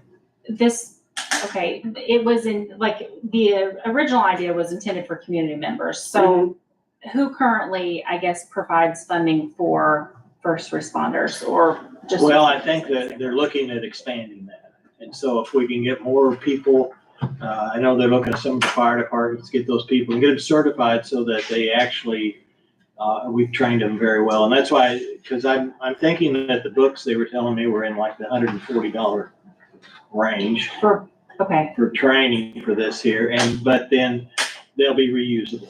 So it'll be something that'll be on the shelf. So once we get done with the first class, the books are still there for the second class, for the third class. So it's kind of a, I had not heard any of that, See, and I here was we not, well, I was Yeah. not that was not part of any of the conversation that I was a part of. Right. So. and that's what we don't want to do. We want to make sure that the And- health department participates as well as all these other groups, so we don't make. Because if Negative. that is gonna be the intention, then we will have to change our funding amount indefinitely. We will not have, that will rework our budget. Wouldn't the first responders though take more training than just CRP and? Yes, I think that what she's talking about is more of a off the street. If I was trained, for instance, I would know basic CPR. Yeah, I mean, it's But just, I would not be one that they'd want to show up at At a some scene, type yeah. of scene and Well- actually carry out a. yeah, but if we start the program with the first responders, they'll have that anyway in that program, won't it? Well, And the it'd training part. probably be a little more. It'll be more Yeah. intense, yeah. Yeah, And this so, is just wouldn't basic it see- CPR, Yeah, AED. and I'm thinking that the hospital would said at the time that they would provide instructors at no cost. And I might be speaking out of place, but I think that's what I remember, and that the county's obligation would be to buy books. So, that's what I remember from the And that is session. for, like first responders for training, to take them through the process, and I don't actually know what that involves, to be honest. okay, because yes, like I said, that was nothing that has been, I Right. was not aware of that. But or- I've the made need this for funding. several times, with the group, to make sure they're aware that everybody needs to have a seat at this table. Because we don't want to get into a situation where we have an ambulance that's packing different pads and every time. Because I know Derek Llewellyn came in front of the ARP and said, every time I put a set of pads on are $80. Yeah. And then the first thing the crew does is rip them off and put their set of pads on. And we've just stuck 2 sets of pads on an individual, Mhm. and it just raises our cost, and we have to get that back to where that's manageable. We shouldn't be doing that. So that's why at the time, the whole group needs to be involved to make sure we don't make decisions like that. Makes it difficult on someone else. Costly. Okay. So. Are you guys having meetings or something where we can be pulled in? Because $15 per person, a classroom in like the CNA class or the 4-H kiddos, that's a lot different than $140 first responder Right. course. I would have to check on that. I'm not involved in any meetings. Me either. And if So- we're gonna fund it, all I really wanted was 2 things. Number 1, to see if you guys would co-sign, re-sign the contracts that Andrew and I worked very closely on, and that he approved. That way it's legit for Chris come July 1st and whatever, is required of Chris. And then secondly, to see if we could just pay for the basic CPR AED training for our kiddos in CNA class, or anybody that Leonard is willing to teach that basic class. If it goes beyond that, that's something that, we'll have to talk about, especially if we're gonna potentially be funding it. I'll have to talk to the health board and see, because like I said, that will reshape our entire budget. I can reach out to the couple. I think that Will's involved with this too, but I got a quick call. I So, 'cause I'm talked not to sure. Dr. Markram and, again, there was nothing mentioned about funding. All right. So, Let's, should we wait then the on baby this box, I basic? think is that's something we would sign. I don't think Yeah. that really impacts anything, that one. I think we can actually sign the other one too and just build off of that one, if we get more Thank you. information. Just so that And we if can we at get least the ball get rolling started. already on that one. The only, is it gonna impact you to wait till our next meeting? Make you mid-May or latter part of May? May 21st is your next May meeting. 21st? Would it impact us? No, but I know that, we've been working on this for a while, so if we need to wait, we can wait. Well, what I'd like to do is to make sure, we're not creating something that we don't, I don't have a problem signing it. I just wanna make sure that we're not doing something that. It's just simply for, which Andrew, I think did you it's two look at different it things, too? 'cause It you is just wanna 2 do definite people, yeah. different things. Two I just wanna do different things. community members, like, hey, I'm a CNA student, I can't even afford And my you're paying- $20 TB test. Can Yeah. you please help me pay for my CPR training? And you're paying it out of the, HFI funding, which is the new Yes. funding from the state. yes. which is a Yeah, coverable expense. I would have to check even on the, if we're talking health department HFI funding, paying for a first responder program, that's something I would have to check. I would have to check into that. Right. This is just basic CPR AED training for general public, maybe, and Leonard he is going through he's doing all kinds of training. Like maybe someday we're gonna have a, safe sitters, the babysitters course. That would be something we would think about too. From what I've heard, he's pretty active. Yeah, he's awesome. So this is just the basic stuff. Like the first responder stuff, we would have to, that would be a state, I'd have to ask the health board too. Yeah, that's and what- see. That's Yeah, what me, this I'm is, not sure where they're actually at. I'm just not wanting to create something that's difficult. Who are you dealing with? Are you dealing with Leonard at the hospital? Mhm. And he's the one that's going to sign the contract for the hospital? no, that would be Jared. Amy Hurley at the hospital is the one who, her and Jared came up with the addendum that I attached to the email. And she's the one who worked with us originally on the original contract service agreement. Now, Steve, you'd probably answer this. You used to have to do it every year to get certified. Every 2 years, okay. So this would be the same way. If somebody wanted to keep their certification up, Yes. this be an ongoing Yes, thing. which, this is just to kind of get us started. It's a great service. It's a covered, I hate to say, so with Health First Indiana, the decision really is local. We have to meet certain KPIs undoubtedly, but how we get there is based on a local decision. And CPR and AED training was top of the suggestion. It's like, please provide this for, anybody who's willing to get trained. I think it's a great service to provide it at no cost. You started it. Okay, Steve, what's the difference between like what she's proposing to the local, just basically citizen versus what a first responder? Two totally separate things. Completely different. Okay. She's talking about CPR, first aid, and you're talking about EMR classes, two totally separate. Okay. Separate. Her So you're not- program would be trying to buy a little time until the first responder got there. We're More or talking about less. community Community CPR. members. Yeah, First there aid. should be a minute, we're trying to buy. Yeah, To- like, hey, So basically there's not an overlapping at all in No. this. two different things. Two totally separate things. Okay. Yes. Okay. Well, if that's the case, I don't have a problem with that, just so we don't create something that's. Mhm. Build off of it. I'll make a motion to sign both contracts. I'll second. We have a motion and a second to sign the baby box agreement and the contract with Perry County Memorial on providing training to local residents for CPR. Thank you. Any other discussion? How those is in the baby favor? box coming along? All those in Oh, favor? yeah. 3-0. Thanks, Darren. Do you want me to answer that? Huh? Do you want me to answer your baby box question? Yes. So it's currently in production. The claim, I think was paid on the 17th of April, which puts us we're gonna be real close on Okay. on the grant. But it is in production. All right, thank you. Steve, you should have just stayed up here. One more thing on the baby grant.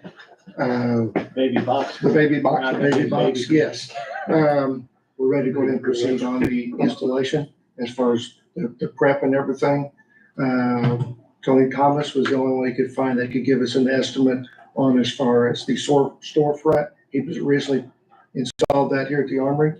He did give us a quote on that. It was like within $20 of being $5,000 total. Install material and all that's building the little wall, adding the door with the keypad and everything on it for so it's secure. But I'll reach out to one other contractor. He could not give us a quote on the storefront. So we're ready to actually proceed. Let Tony go ahead and start with that. Yeah, I think you want to get it in place. We want to get that in When the place. baby box comes in, hopefully you can get your grant money back before the Yes. fiscal year ends. Yeah, the deadline's in July, isn't it? Yes. It's June 30th. And the installation was It's also it has to included. be installed and functioning by June 30th. Yeah, I was thinking it was near July. It's gonna be Yeah, tough. we need to get Tony on this thing. We're good We to have need to Tony make go it- ahead. Make him aware of the, Deadlines. Yes. Okay. so do we need to approve something on that? Probably to proceed, to go ahead and let Tony proceed. I would probably be better. I think I'll so. make a motion. I'll second that We have a motion. motion and a second to proceed with Thomas Glass and Moore to provide construction work for the location of the baby box in the front storefront. Any other discussion? All those in favor? Aye. Okay, Steve? Thank you. I emailed you all, we have an opportunity to apply for a Homeland Security grant, two portions of it. Total of $300,000 for the two applications. I would like to proceed with what we applied last year, would be the upgrade of the generator at the Perry County Courthouse as one project. And the second being the 800 radio project, which would complete the upgrades of our existing radios and to purchase additional radios for first responders, which could be police, fire, EMS. To give you an example, the generator project last year was $133,850. I'm sure the price could increase slightly on that. And the radio project was $136,467. So it would be pretty similar to that, but just basically asking for your permission to proceed applying for that grant. So what's our limit, Steve? How much dollars can we ask for? 150 per grant. So it'd be a total of 300,000. So can we ask for funding for two different items? So, I mean, in other words, you can apply twice? Is there just one grant or two? Two different grants. One is like an enduring needs grant.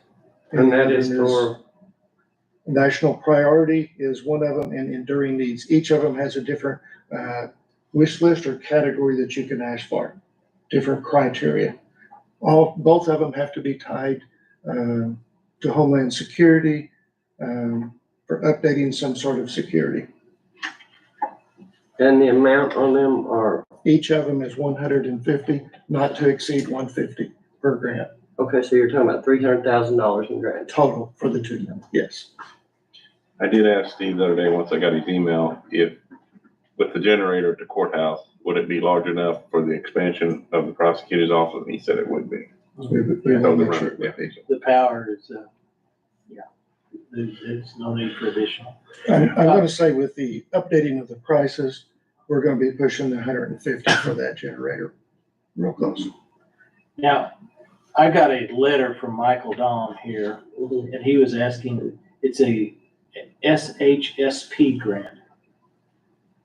Is that similar? That is this, yes. As which one? It's the same grant, the two of them.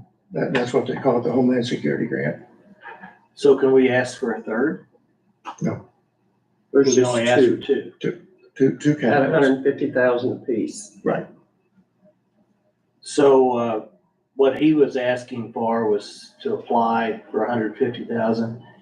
And he's got listed, primary instructor hours, lesson books for emergency medical responders, perishable goods, bandages, splints, et cetera, for the EMR classes, EMR bags, stocked for each fire station, 2 bags for low volume, 4 bags for high volume stations, and startup equipment for EMR programs and stock items.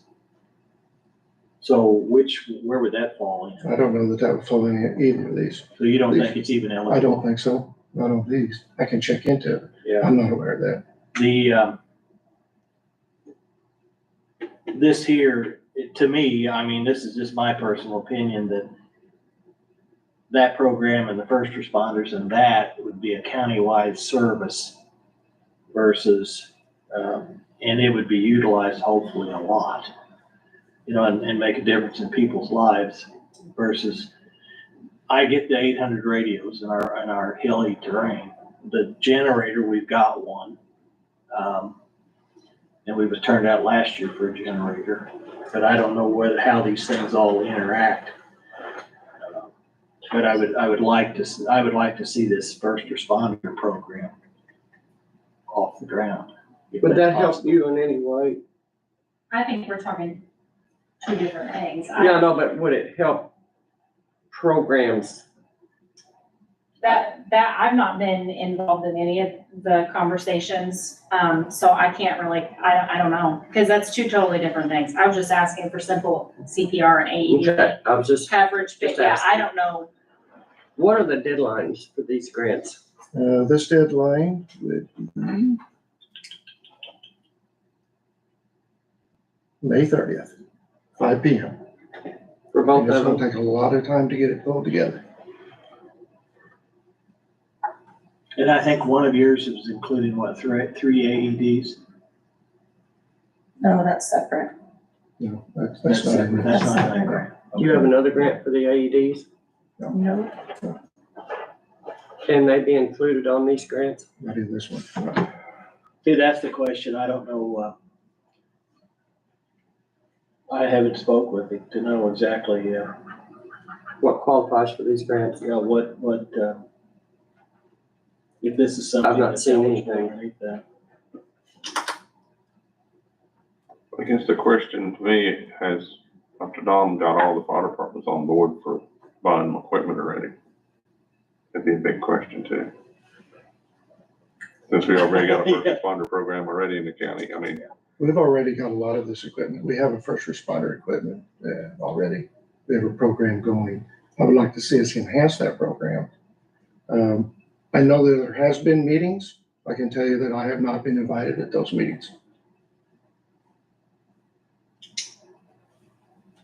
So no one ever reached out to you? No, sir.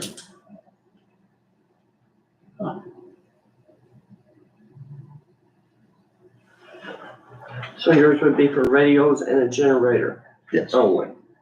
And that would, The radios, we're gonna be meeting a deadline where we're gonna have to fund those, or we're gonna have to be shutting off existing radios.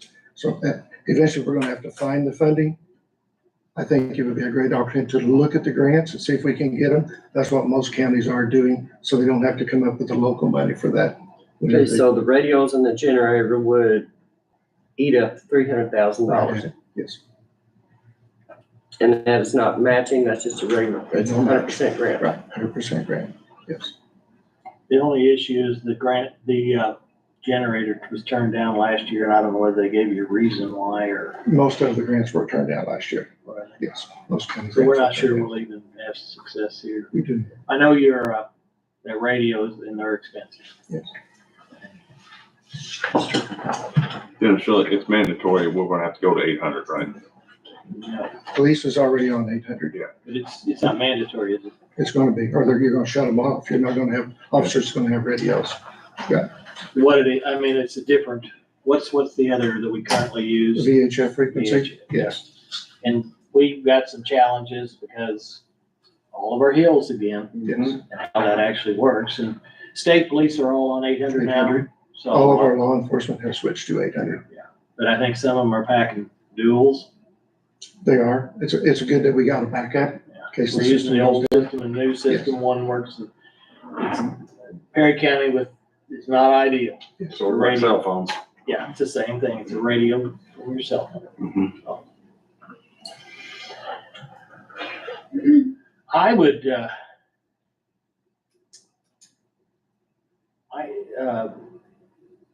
I would like to, reach out kind of to the others, and I want to include you, Steve, and have a discussion. Because, I'm really not involved in any of this either, and, I'd like to have and we could have it in the next few days, if it's possible. Because I'd like to actually interact and see what's going on here. I'm concerned that you weren't included in There has been meetings. I'm concerned with that. And, so, I want to make the right decision for the county. So, My opinion, he could probably start going ahead and working on the radios. And then we can look at the other two. if we've got, depending on what category, I'm not familiar with the grant and what's eligible and what's not. So we can, the sooner the better, that way we can decide what direction we're going and we can get on with it. We need to apply for them, whether we'll have success, who knows, but at least we get our hat into the ring. We're eligible. So, are you available this week? Yes. I'll see, you guys okay with that? I mean, if it would, I guess just me, or we'd have to have a public meeting. Yeah, I'm okay with that, Randy. If you, I just wanna have that discussion. I think we can go ahead and approve have Steve, if he says a lot of paperwork, start on those radios, because that's gonna be a lot of important. I would prefer to get like the details, if we need to, have one of these brief meetings to approve that grant, for 5 minutes to do that, we can do it, but I really would like, I'm concerned. Okay. I am concerned, and I wanna make sure that there's some involvement. That bothers me. So, if you're available, I'd like to, reach out to Michael Dahm and whoever else has been involved, and then we'll talk about, the grant too, and how this is all playing together. Are you guys okay with that? And then if need be, call a brief meeting, and if we can get two of them at 150,000 each, and however they align up, I mean, I'm on board with that, because I mean, we'll either get them or we won't, but we might as well try. Yeah, we won't have a chance else to try. Exactly. So, we're okay with that, we'll table that, and then we'll. Yeah, if you can get it done I'll make a this week, call as soon and as I we- leave here and see what we can get something set up this week. we can have a 48-hour notice, and we can get To do. a meeting. Our brief. And I mean, if we're okay, we can, I'll share with you what I find out. Yeah, So we'll table that for now. Okay, Stephen, then you got the AEDs, which I think is gonna fall in that same category, because I was gonna try to get them in that grant too, where they just buy them all. Cause that program's gonna go back with AEDs, and try to get some consistency and out of the county, and I'm thinking, you're looking for 3. This is just for the courthouse. Courthouse, yeah. But I'm speaking now for the courthouse security committee. Mhm. They had asked for 3 for the courthouse, and I was asked just to get a quote on it. I got a quote on the ones that we currently have for the sheriff's office, Tell City, and currently our first responders are using, would be the one from Cardiac Partners here. It's the Heart Start brand. I also got a quote on the Life Pack brand. They are considerably higher. $287 right now on the discount price higher. The pads and batteries. The batteries for the Life Packs are $127 a piece higher. The pads are $118 higher than the current AEDs we got. And Life Pack's what they have on the ambulance. It's the AEDs. It's just the same brand, but yes, not the same ones they got on the ambulance. But I about mean, it is the that pads? brand. Right. And they use Our the same. pads is To me- interchangeable.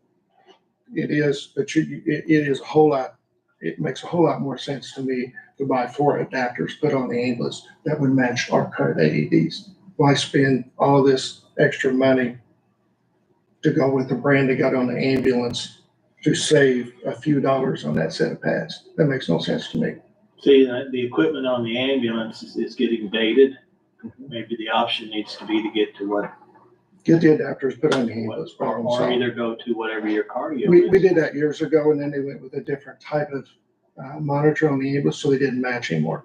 We used to have, the Right. ambulances each had an adapter on there to match with our AEDs. That's the simple fix. Buy your 4 adapters, put on the ambulance. But going forward, it's just as though we approach the fire departments trying to get something consistent. So the decision needs to be made. What are we gonna do and how do we get this? It's not gonna be overnight, but we're going to end up eventually getting on the same. Then this is the problem whenever involvement doesn't get here. Somebody buys something, next thing you know, it's not compatible with what the police are carrying. Right. And that creates. Derek brought up The that. price difference here, I would not recommend going with the same type. You're not gonna save any money. You're gonna lose money. The number of pads that you're gonna use and throw away is not gonna be worth what you think you're gonna save. It's not gonna be. if we go with the one with the Right. hospital's got right now. Right. On it. You're gonna Probably be get- spending more money even though that your paths will connect, you're gonna spend more money. And that's what I'm saying, maybe the hospital needs to go to that brand if we're gonna replace all of their equipment, which it's all dated. So that we get on the same platform. Yes. Done this too many years. We have a 4-foot light bulb here that fits anywhere in any building, in any color, at any time, leaves one inventory item.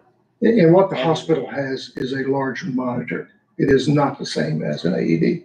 It Yeah, I is- know, but it's the same brand, the Same brand, compatibility. yes. If we're gonna have to Yeah. do those, so that gets, if we can, uniformity. I was just bringing this up These because three I are was for asked to the- get a yeah. quote. I know. But what And we want to do eventually, and that discussion's had, is we may want to take some of the older ones, take them out into the county if the boxes get developed, and put new ones back in every police cruiser. It's more likely they're going to use them than what a lot of these other areas would be. So that needs to be discussed and how and when, and that comes about. I'm not involved in that either, but that's a discussion that needs to be held so that we get something uniform and consistent within our system. Makes it easier for us.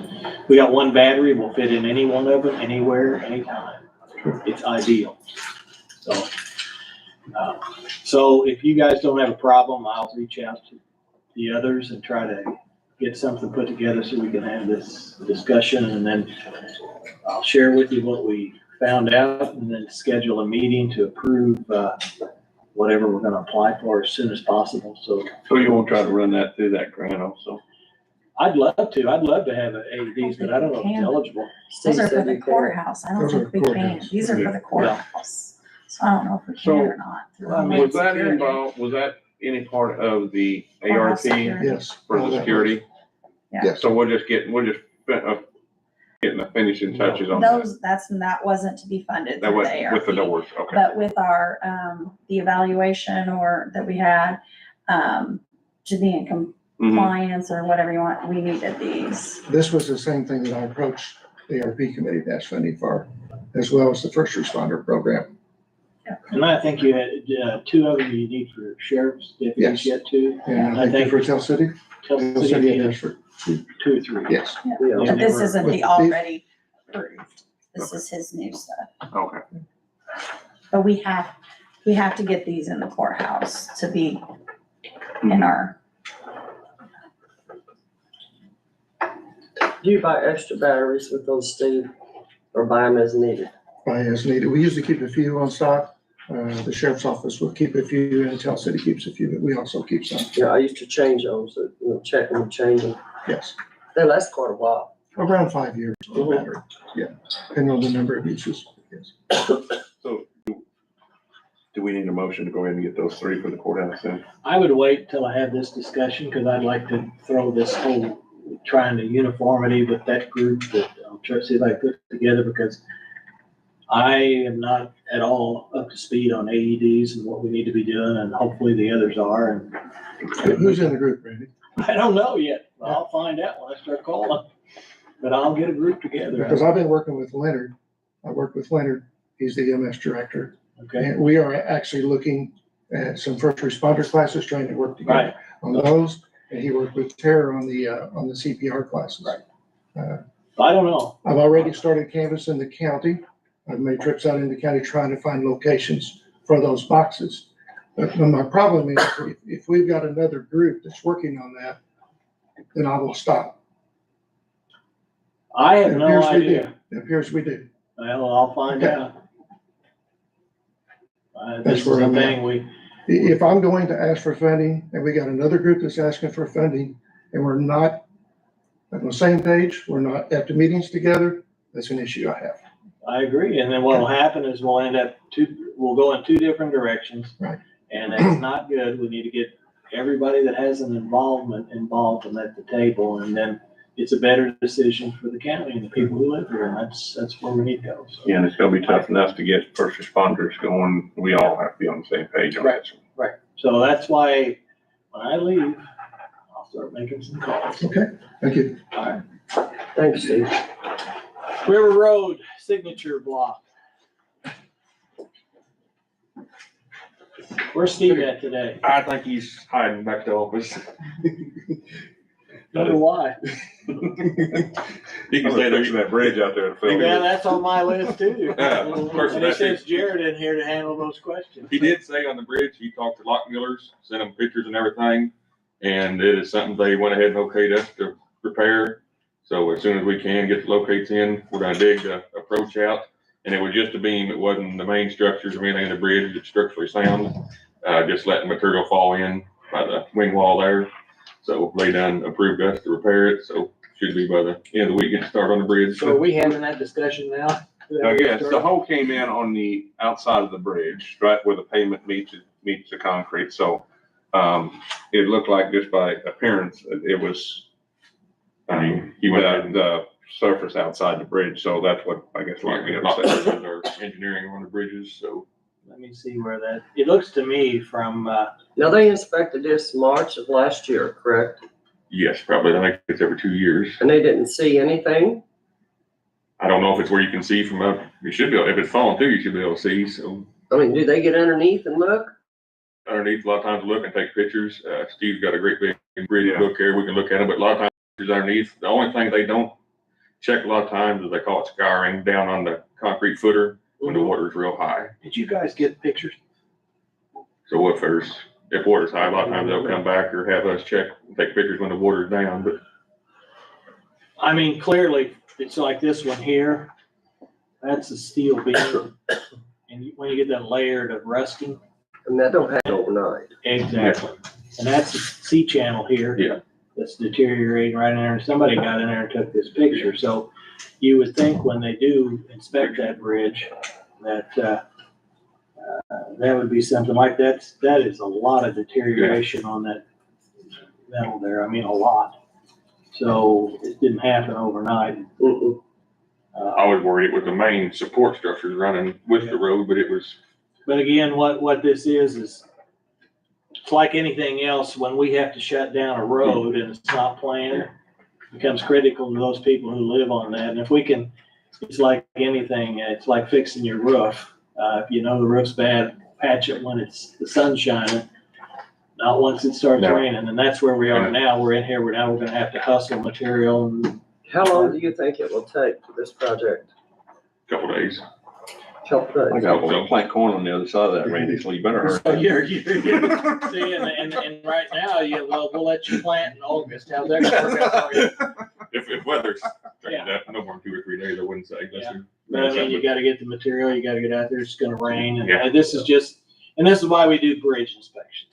Mhm. Catch these things, to repair these things, before they start to collapse on us. And it's good to have Lock Mueller on standby, just like this happened over the weekend. This is Monday morning. They approved to go ahead and fix it. So if you had an engineer like that, we'd be a week off even finding somebody to come in here. So. And usually, any of the problems on the bridges, they'll send us out something that has to be fixed. And we usually work on them, and I don't remember seeing it in our thing plan to be fixed. They just need to. And you look at the bridge didn't fail. It was approach that failed. Yeah, but the approach is part of it. Yeah. They should have actually stuck their head in there and took the picture like we've got now. And solved it all that. It's probably in that book. If they did get Show pictures up in there. 'Cause if you ever look at that book, I mean, it's about that thick and it's got pictures of every bridge everywhere. Most times they're underneath of it, taking pictures of the beams and everything. Well, something didn't work Yeah. out right, because we shouldn't have to shut down a road unexpectedly. So. And we didn't really have a flood or anything to cause No. that, so. Mm-mm. Okay, Jared, we're gonna get back on order here. Okay. River Road signature. Here to get signatures, for the River Road project. This is signatures to submit submittal of the River Road final plans for August 24 letting. And another one, Lock Mueller Group wanted me to have you guys sign, is for the city county utility reimbursement agreement. I think in the grant, there was up to $800,000 of state funding for, moving utilities. And the only utility that has to be moved on this project was, I think it was the Tell City Electric Department. And they would just want a signature on that. There's no cost to the county. It was reimbursed by the state. So they're gonna abandon the sewer line to Camden, I'm assuming. Yes, I think when Camden built their new one, So, they was working on that. And they had a lot of trouble with Ohio Valley Gas. They got That a was main my one. next question, 'cause I was thinking the gas company has an easement. In our quarterly meeting there last week, the engineer said, Ohio, or Texas Gas was gonna leave their gas line and let them work around it. We're talking about the road that's blocked that leads to nowhere. Yeah, they're finishing them from there to the port. And I don't know, this was years and years ago when it was started and trying to get it finished. So Alvin, is Ohio Valley Gas up there? Okay, it's Texas Gas. Texas Gas. Texas Gas has a line crossing the river. And that agreement's it's all worked out now. The document, the attorneys at Texas Gas have it right now, and so hopefully we get that agreement within the next month. That's a high pressure, high volume line. Yeah, that's the line that serves all of Tell City and head out, so. Yeah. But that's all taken care of, so there, and then as far as the sewer line, Compton is already, actually, Compton gave Perry County Port Authority the sewer line. So they'll have the old one and the new section that they had put in, so they're out of the picture totally now. That was the reason Port Authority took it, was to get that out of the picture. And I'm assuming your AT&T and fiber optics isn't ran down that road to serve. I know there's a few houses that serve down there. Yeah, and there's a line, and AT&T's aware of everything. They're going to make their adjustments when Tell City makes their adjustments on the electric poles.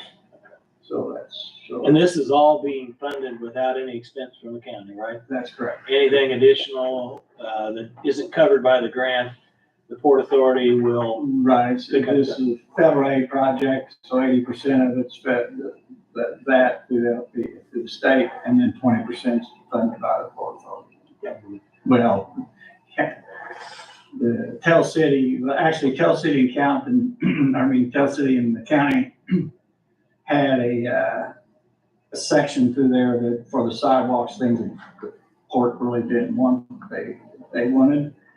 But Tell City has taken, through some grants, Tell City has taken care of all that now too, so the county's got. So there's not be asked for any money. There's gonna be a sidewalk through there that goes to where? The sidewalk runs from the Riverwalk at Tell City to State Road 66.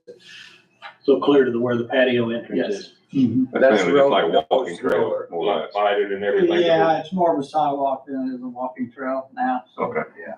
So, 6 feet along River Road, so it's for bicycles can ride on it. Any other comments? Not on that. I do have a question for you though, Jared. On this paving that's been set back. Yeah. What happened? The papers, as far as I get, you can probably talk to Stephen and more, but the papers we sent in, Marilyn them sent in for the bid, or Stephen them sent in. We got word last minute, one of the contractors went to something with the state, and we always bid at intermediate for the projects. He called and said the state just changed it like a month ago that we didn't even know about, but said it has to be surface. And that's about all I know, but. Okay, but there were 3 bidders. 2 of them knew it. Yeah. No. Why didn't the other one? 2 of them yeah. bid off of what we advertised. The one that you guys accepted bid off of this information that they got from the state. So the 2 that were not awarded the bid off of the information that we advertised. The one that was awarded bid off the state stuff, so you weren't comparing apples to oranges. So wait a Because the minute. tonnage was So- different. E&B bid off of state specs. No, E&B bid it off the old spec, which was intermediate, and that's an inch and, So that It's is 3/4. a former state spec. yeah. Okay. The other 2 bid it off the new one, which is The new surface, state spec. which is Cause 2-inch I've never surface. known a bidder to use an advertisement in a paper as a bid specification and base anything off of that. They always get the bid packets. Mhm. So that means you had 2 different packets. That's it, you have, ask probably Steve or Marilyn about that, cause I'm not really sure. From something, what Marilyn told me is that exactly what I said, and and if I misinterpreted So- from Marilyn wrong, Marilyn said that the two that did not get the bid, or that bid off of what we advertised and the bid packet that we gave out, that there was something different, is there somebody that does like a quote or something? And EMB bid off of that quote Yes, information? and that was the old information, That was the old information. which So the tonnage was different. So obviously theirs was going to be less because the tonnage on the quote was less than what we advertised? yeah, You know, the intermediate, specs were different. Yes. intermediate is 1.75 inches. Yes. And the surface material, what the state said you have to use now, or you don't get the money. So if I'm understanding this right, we advertised so much tonnage in the paper. Yeah. And then we provided them a bid package that said you had to use more tonnage, and they used the tonnage that was printed in the paper versus looking at the bid packet? I'm not really sure.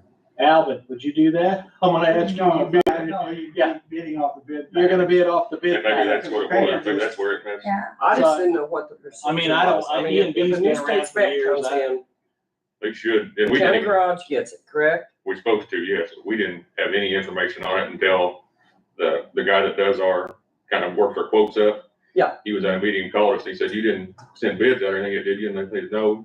He said, well, the state says it's not intermediate anymore, you have to use surface. Okay, And and there then wasn't, no, what's the procedure after that? Maryland, I think, redid the, bid paper. Okay, Then Maryland got it to the auditor's office. I think so. Right. I'm not sure, like I said, if Maryland and Steve's usually the one that works on the bids and stuff, so. I advertise, yeah, Marilyn sends me the advertised notice, and then we get that in the paper, and then she emails me the bid packet that we put on the website and, have available that if we have any call come in to get it, we make them a copy. If they want it emailed, we email them a digital copy of it. So So, if someone could visit the website and download the bid packet and you wouldn't be aware of it. correct. Okay. So in essence, that must be what happened but the question you just stated that you thought no one had received a bid packet yet. That's what, And I would recommend this is if you make a change like that you pick up the telephone and make each one of them aware, irregardless, because if they go to our website, download a packet, making the assumption that that's the proper document, they're not gonna go back and say, well, look, the guy's changed, because I know bid for years, they'll send an addendum out to anybody they potentially think and let them know there's a change in that bid packet, because in essence here, and what concerns me more than anything is we wasted the time of 3 contractors, and now they have to go through the process. Now, it'll be a little Right. quicker, but it's just Again, pushing the project we back. pushed the project back, and we went through this here, and it's a little frustrating. We went through the award process, and now we gotta pull that back, and Go it through just it really, again. it's a lot of extra work, which a couple phone calls, if that ever happens, or some way to notify them in writing to make sure they have the proper I documentation. mean, I don't like to see something like this happen because I know it sets them back, but then they have other scheduled paving jobs they gotta do, so that could be putting us back even more. Mhm. And along that same lines, I got a question, it's been done, it's our fault, it's the county. But we awarded that bid, okay, in a vote.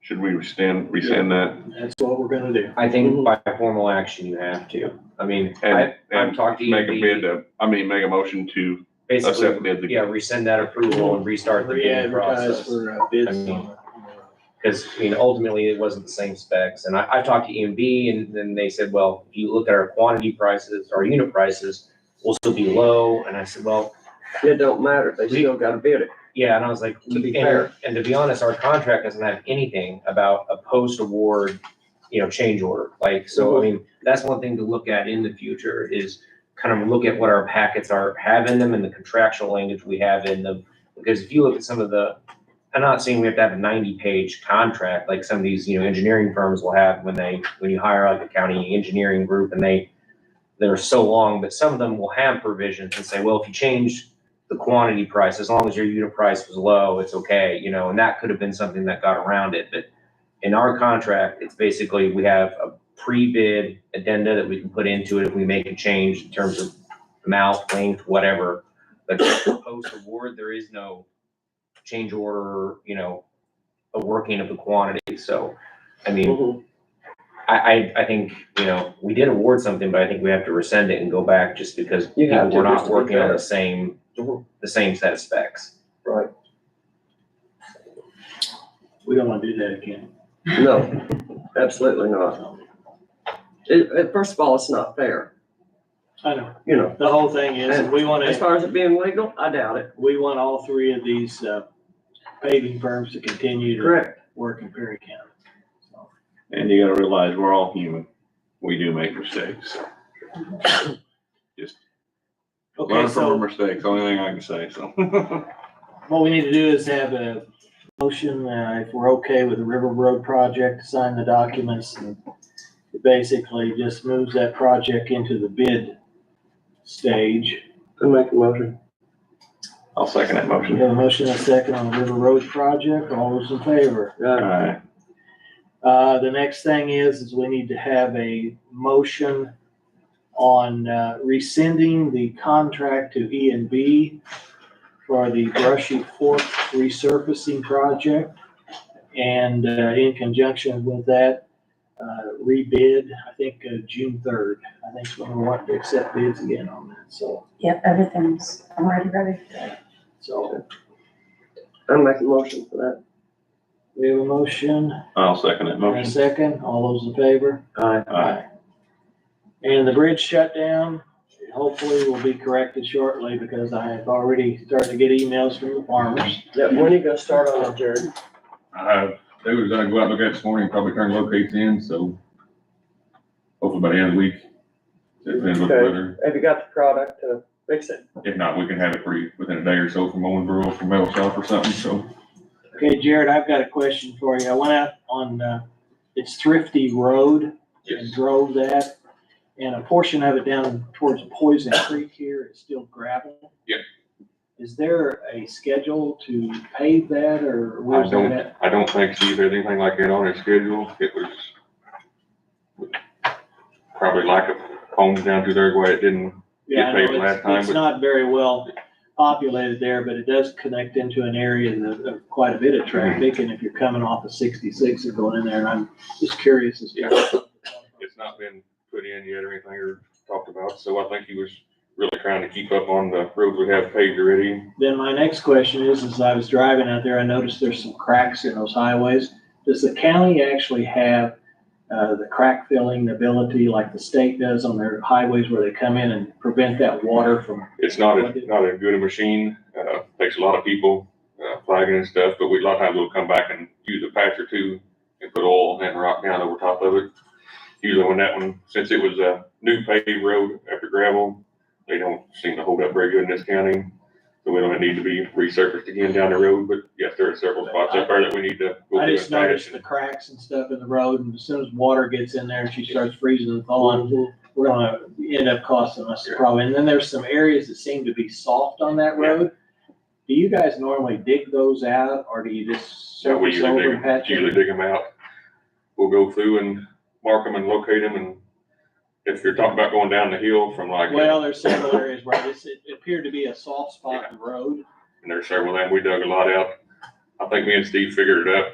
When you go to pave a road and what we had in that road, you've got about as much in getting the road ready as you do to pave it. By the time you dig out, put all your pipe in, we put twos in so deep, and then cap it off with 73s. Yeah, And then put French drains in a lot of times, but there was a lot of places that was soft out there we dug out. I'm just thinking is to keep the road up, and keep it operational, the cracks and the soft spots in that. But yeah, there are several places that's cracked up, so we'll be out patching them for them. Jared, I received a phone call, I don't know if it was the end of last week or over the weekend, yeah, but end of last week. They're in Rome, the box culvert going down into Rome where the campsites are. They're hauling, and I have pictures, they're not with me, but they're hauling huge bulldozers on low boys across that box culvert. See it, we don't, box culvert is not inspected by any bridge or mandated to be inspected. A bridge is gonna be 21 feet. I know. I've been in there, I'm thinking it looked good from what we can see, but I've been in there and I've seen cracks in the box culvert. I've been underneath, in it, and everything else. And that's the only access to get out there for the people that live there. And there is a school bus driver that lives back there. Is there a weight limit on that culvert? no, because, the only thing we It's a got, box culvert. only thing we got weight limit on is bridges. It's bridge. Yep. How And, old is it, Becky? huh? How old is the culvert? Pretty old. Old. Pretty old. But, I mean, I can't see taking bulldozers on low boys over that. It's, and like I said, I've been underneath that, they're chunks of concrete has fell out. And these people, that's the only way they got to get in and out, and I don't know what to tell them. If something would happen, I'm sure we'd be down there, throw a big pipe in and stuff and get them out, but that's still emergency vehicles can't get in for a bit of time and. Yeah, you're looking at, what if their house is coming apart and one of them need medical attention? One way in, one way out, just so somebody can have a camp. I'll talk to Steve when I get back and get his opinion on it, see what he thinks. Okay. Now you know why you're here. Oh, God. Steve's back. Yeah, he stayed here all day, didn't he? Yeah, no, he picked the right day. He picked the wrong one. That's a fine line, Becky, when you start, we had this discussion years ago about loggers, Mm-hmm. tearing up, in the winter time. Where do you start and where do you stop? Do you go after agriculture there in the winter time? Yeah, and if they're also legal have- on the main road, You also have the Rome courthouse there too, the I historical. know. I see your point, but also hope you see the legal side of it, that how can you stop one person, not everybody, If I got, let's say if somebody wants to haul a load of logs out of there, weight's weight, I mean, that's my opinion. I don't like it, but that's what we have to look at, so. Well, if it needs some attention, that's, Yeah, and like I said, yeah, I've been and in it's a good thing you brought it up, because they Yeah. can look at it. If it is starting to go bad, they can, that schedule culvert. replace I it. don't know how old it is or anything else, but I know there's chunks of concrete, because I walked under, through the bottom of it. That might be something Steve can request lock bidders to take a look at, to Mhm. see if they can get a rating on it or something. I I'm not sure would, if there's any rules or Better stuff to to fix that. it before it collapses. yeah. Did you have the paper to sign, Randy, or do you want these? Here, I've got it right here. Okay. You want me to have you sign it at the end and then Yeah. email it? This You got something this else? is the other one there. Yeah, I think. okay. I'll put I it think I need together. to sign one real quick, so I can do that, the other one there, I think I have to sign. Next item we have is approval of the minutes from April 16th, 2024. I'll make a motion to approve. We have a motion, we have a second. Second. We have a motion and a second, all those in favor? Aye. 3-0. Next item is our paying our bills. If you wouldn't mind, just email them to me. The Thank you. 8/22/2024 payroll in the amount of $180,163.93. I'll make a motion to approve. We have a motion Second. and a second. All those in favor? Aye. Aye. The payroll for May 6, 2024 in the amount of $176,317.78. I'm with you. I'll second it. We have a motion and a second. All those in favor? Aye. Payroll withholding for the 4/22/24 payroll in the amount of $38,984.80. I'll make a motion. The motion, Second. second, all those in favor? Aye. Payroll withholding for the May 6, 2024 in the amount of $37,629.78. Make a motion. Motion. Second it, And motion. a second, all those in favor? Aye. Health insurance claims in the amount of $41,004.26. Make a motion.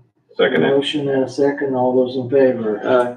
Chris, that amount seems lower than normal, is that not the case? Yeah, it is lower. Good. That's a good sign.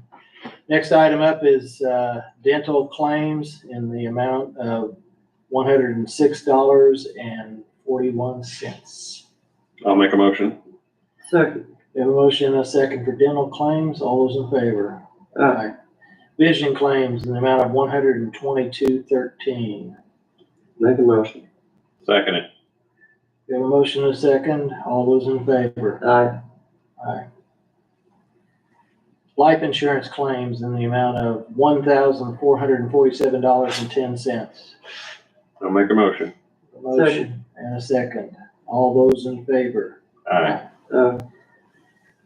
Next item we have up is Sheriff's second quarterly pension claim. It's in the amount of $31,214.50. I'll make a motion. Second. Motion and a second. All those in favor? Aye. And the judge's second quarterly stipend. Now, that one, I don't know that I don't remember ever voting Shouldn't on that go that. through the court?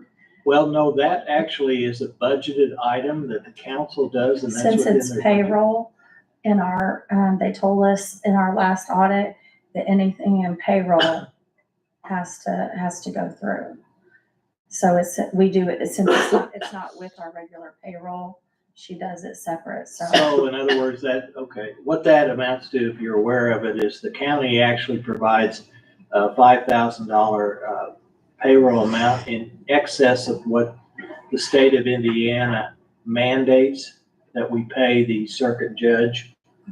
And so this is a quarterly amount that, And since October, since our exit in October, we've been including the withholdings, because those weren't included before. they were not. No, because that was one of our Right. findings. Right. That they were being, we weren't bringing those weren't being brought to the commissioners. Since our October audit of 21 and 22, we've just been bringing everything, and they said everything with payroll has to be brought. So it's not anything new, it's just. No, it's nothing new. It's deemed as a salary Mhm. now, and so I guess Yeah. that's where they said that it needs to go through the same process as any other. So I'm salary. rather being safe than sorry, so I've been bringing the sheriff that, and I knew we did the withholdings, but when you read our review, of our annual, or of our audit, it says that, payroll documents, not all payroll claims were being brought to the commissioners, so. So it wasn't in the regular payroll, it wasn't built into that before, it just No, wasn't it's- then brought, okay. I Because think they're it was paid a out stipend, separate. Wasn't it? It was Yeah, just classed as a It's stipend. classed as a stipend, Okay. so they're separate, and so is the pension, it's a separate, because you don't pay it every payroll, you just pay it quarterly, so they're separate, so yeah. Okay. I'll make a motion to approve. The only thing is, Chris, I guess now it's actually higher because you're paying, your payroll expenses, because it should be $1,250, because I think the stipend was $5,000. Yeah, And because now that's you're the at 13 social 'cause you're taking security, Social Security and Medicare, Medicaid, whatever the payments that are comes out of, yeah, out of that. yeah. That's why it's an additional amount. Okay, I'd entertain a motion. I'll make a motion. Second. Second, all those in favor? Aye. The next item up is the claim docket for May 6, 2024, in the amount of $295,960.16. And I do have a question on that, Chris, because I looked up, we're paying out of our 50,000 account, which is, it has to do, I looked up, and apparently there was some property that was sold at a sheriff's sale. Then it was redeemed by an attorney, Yes. and then John Houndstein, I think, Houndstein. purchased it. But then Yes. we're making payments to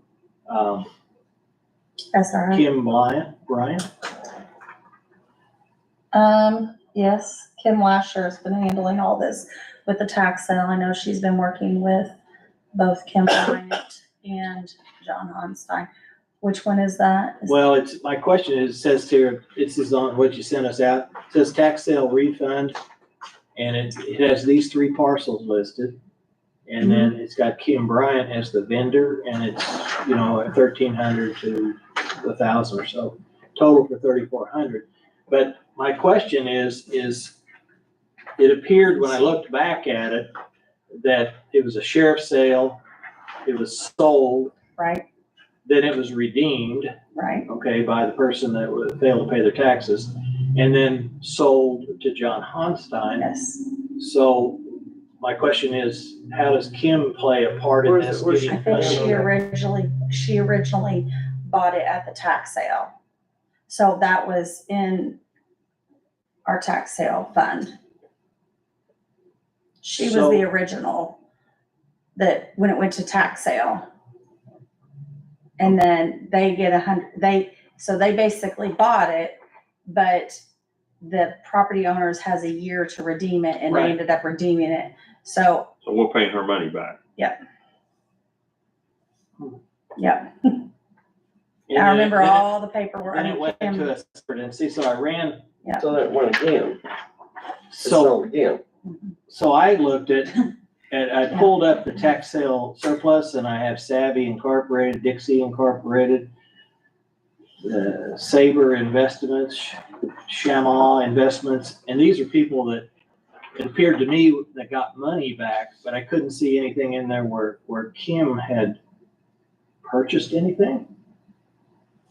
If you want to table that one, let me look into it. I know that Kim Lasher, who handles the tax sale, she's been working with the treasurer's office and The all only that. thing I'm concerned is when we do go through an audit or something, they'll come up and say, how did this transaction actually? Because, well, you're not gonna see, did you run the full report, or did you run an expenditure report? Because, yeah. well, and it could That's be- what the whole, that could be bought under her realty Yeah. company also. This is. I can make a quick phone call real quick if you wanna. Well, table if that it doesn't one matter, in. we can table that. Yeah, We can table it and bring it back on the Yeah. 21st. Yeah. Um, 2 weeks. so. just table that one. That was my only one of the Okay. bunch that I questioned how that all. And what came was the about. amount on that, Randy? $3,400, Yes, but it's in three payments, and it's for three separate parcels. It was the same owner that lost it at tax sale, and then I believe his attorney came in and redeemed it, because I saw his name on the transaction. And then from that point, it transferred to John. Yeah, because we've learned this. I mean, of course, learning new things.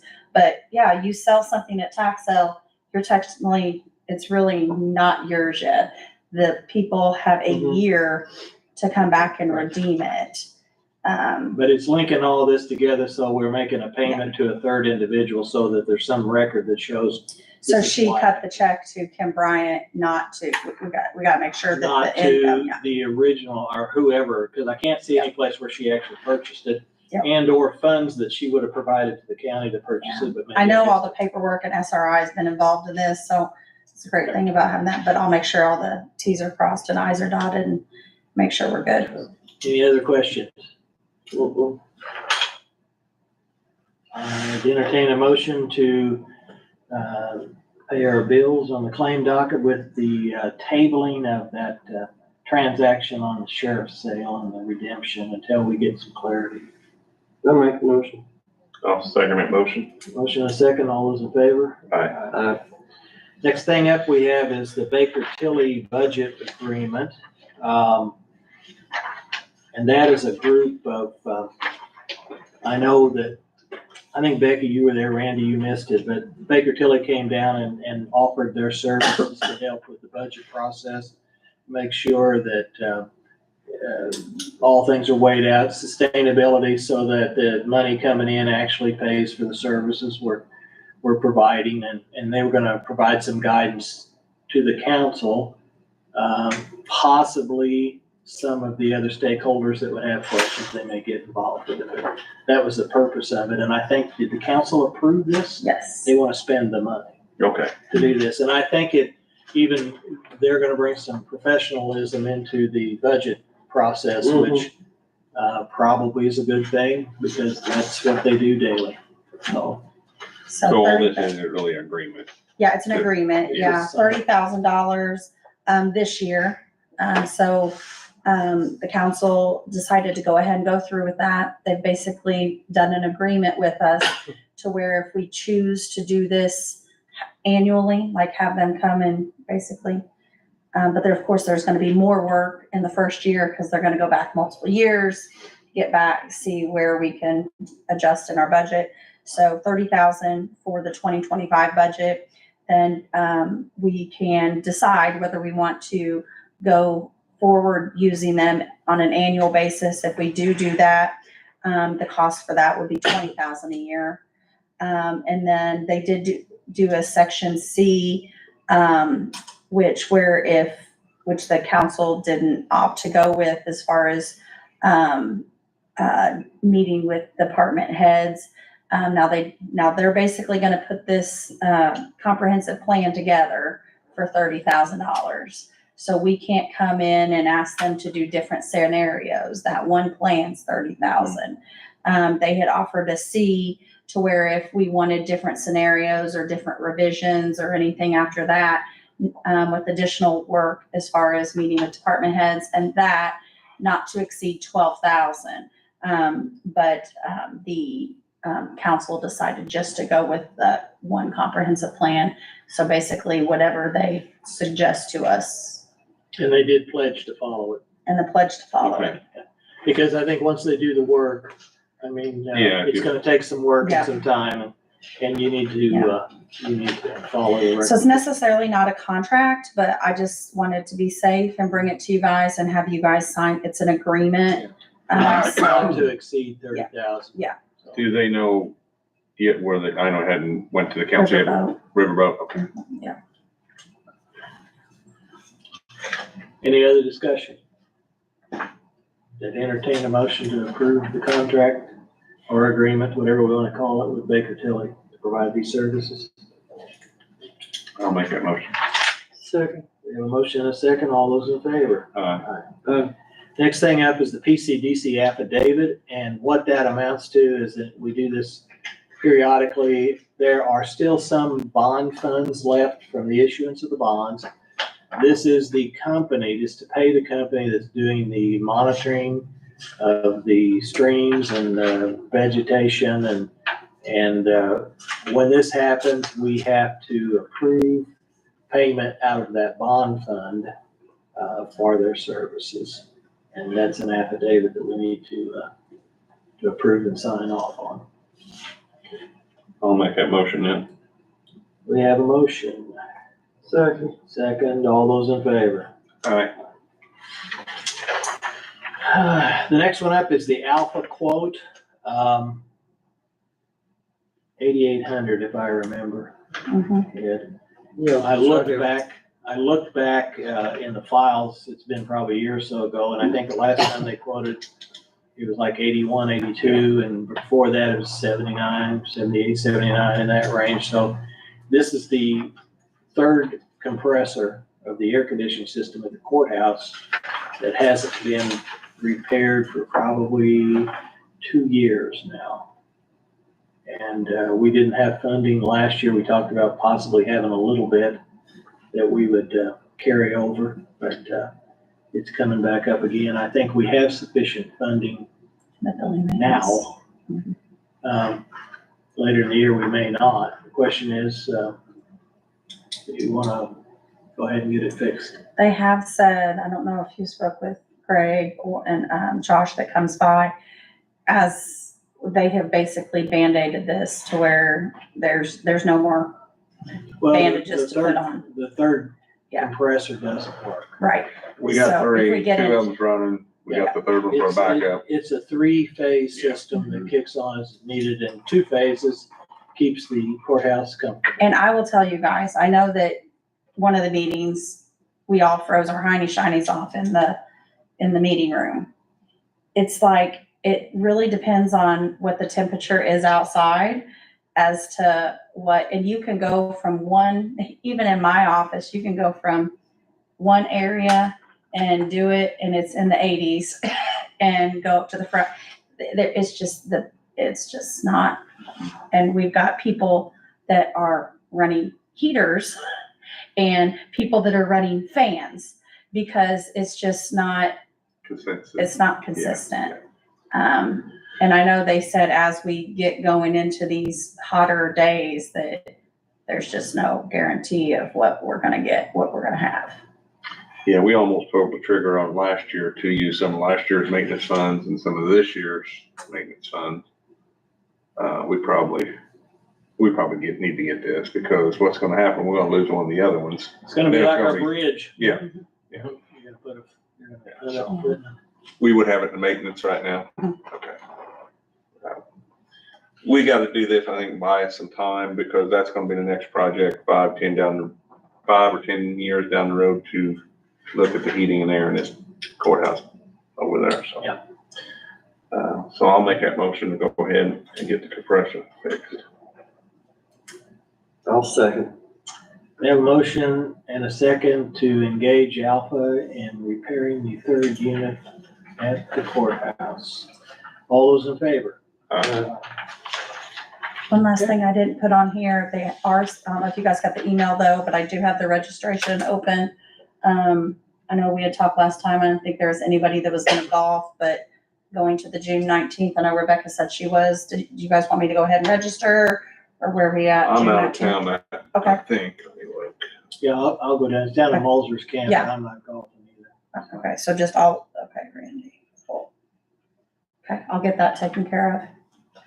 Everybody. Okay, so the next meeting is Tuesday, May 21st at 6 PM back over at the courthouse. So if everyone's good, I'll entertain a motion to adjourn. I'll make the motion. I'll second that. We have a motion and a second. All those in favor? Aye. Thank you.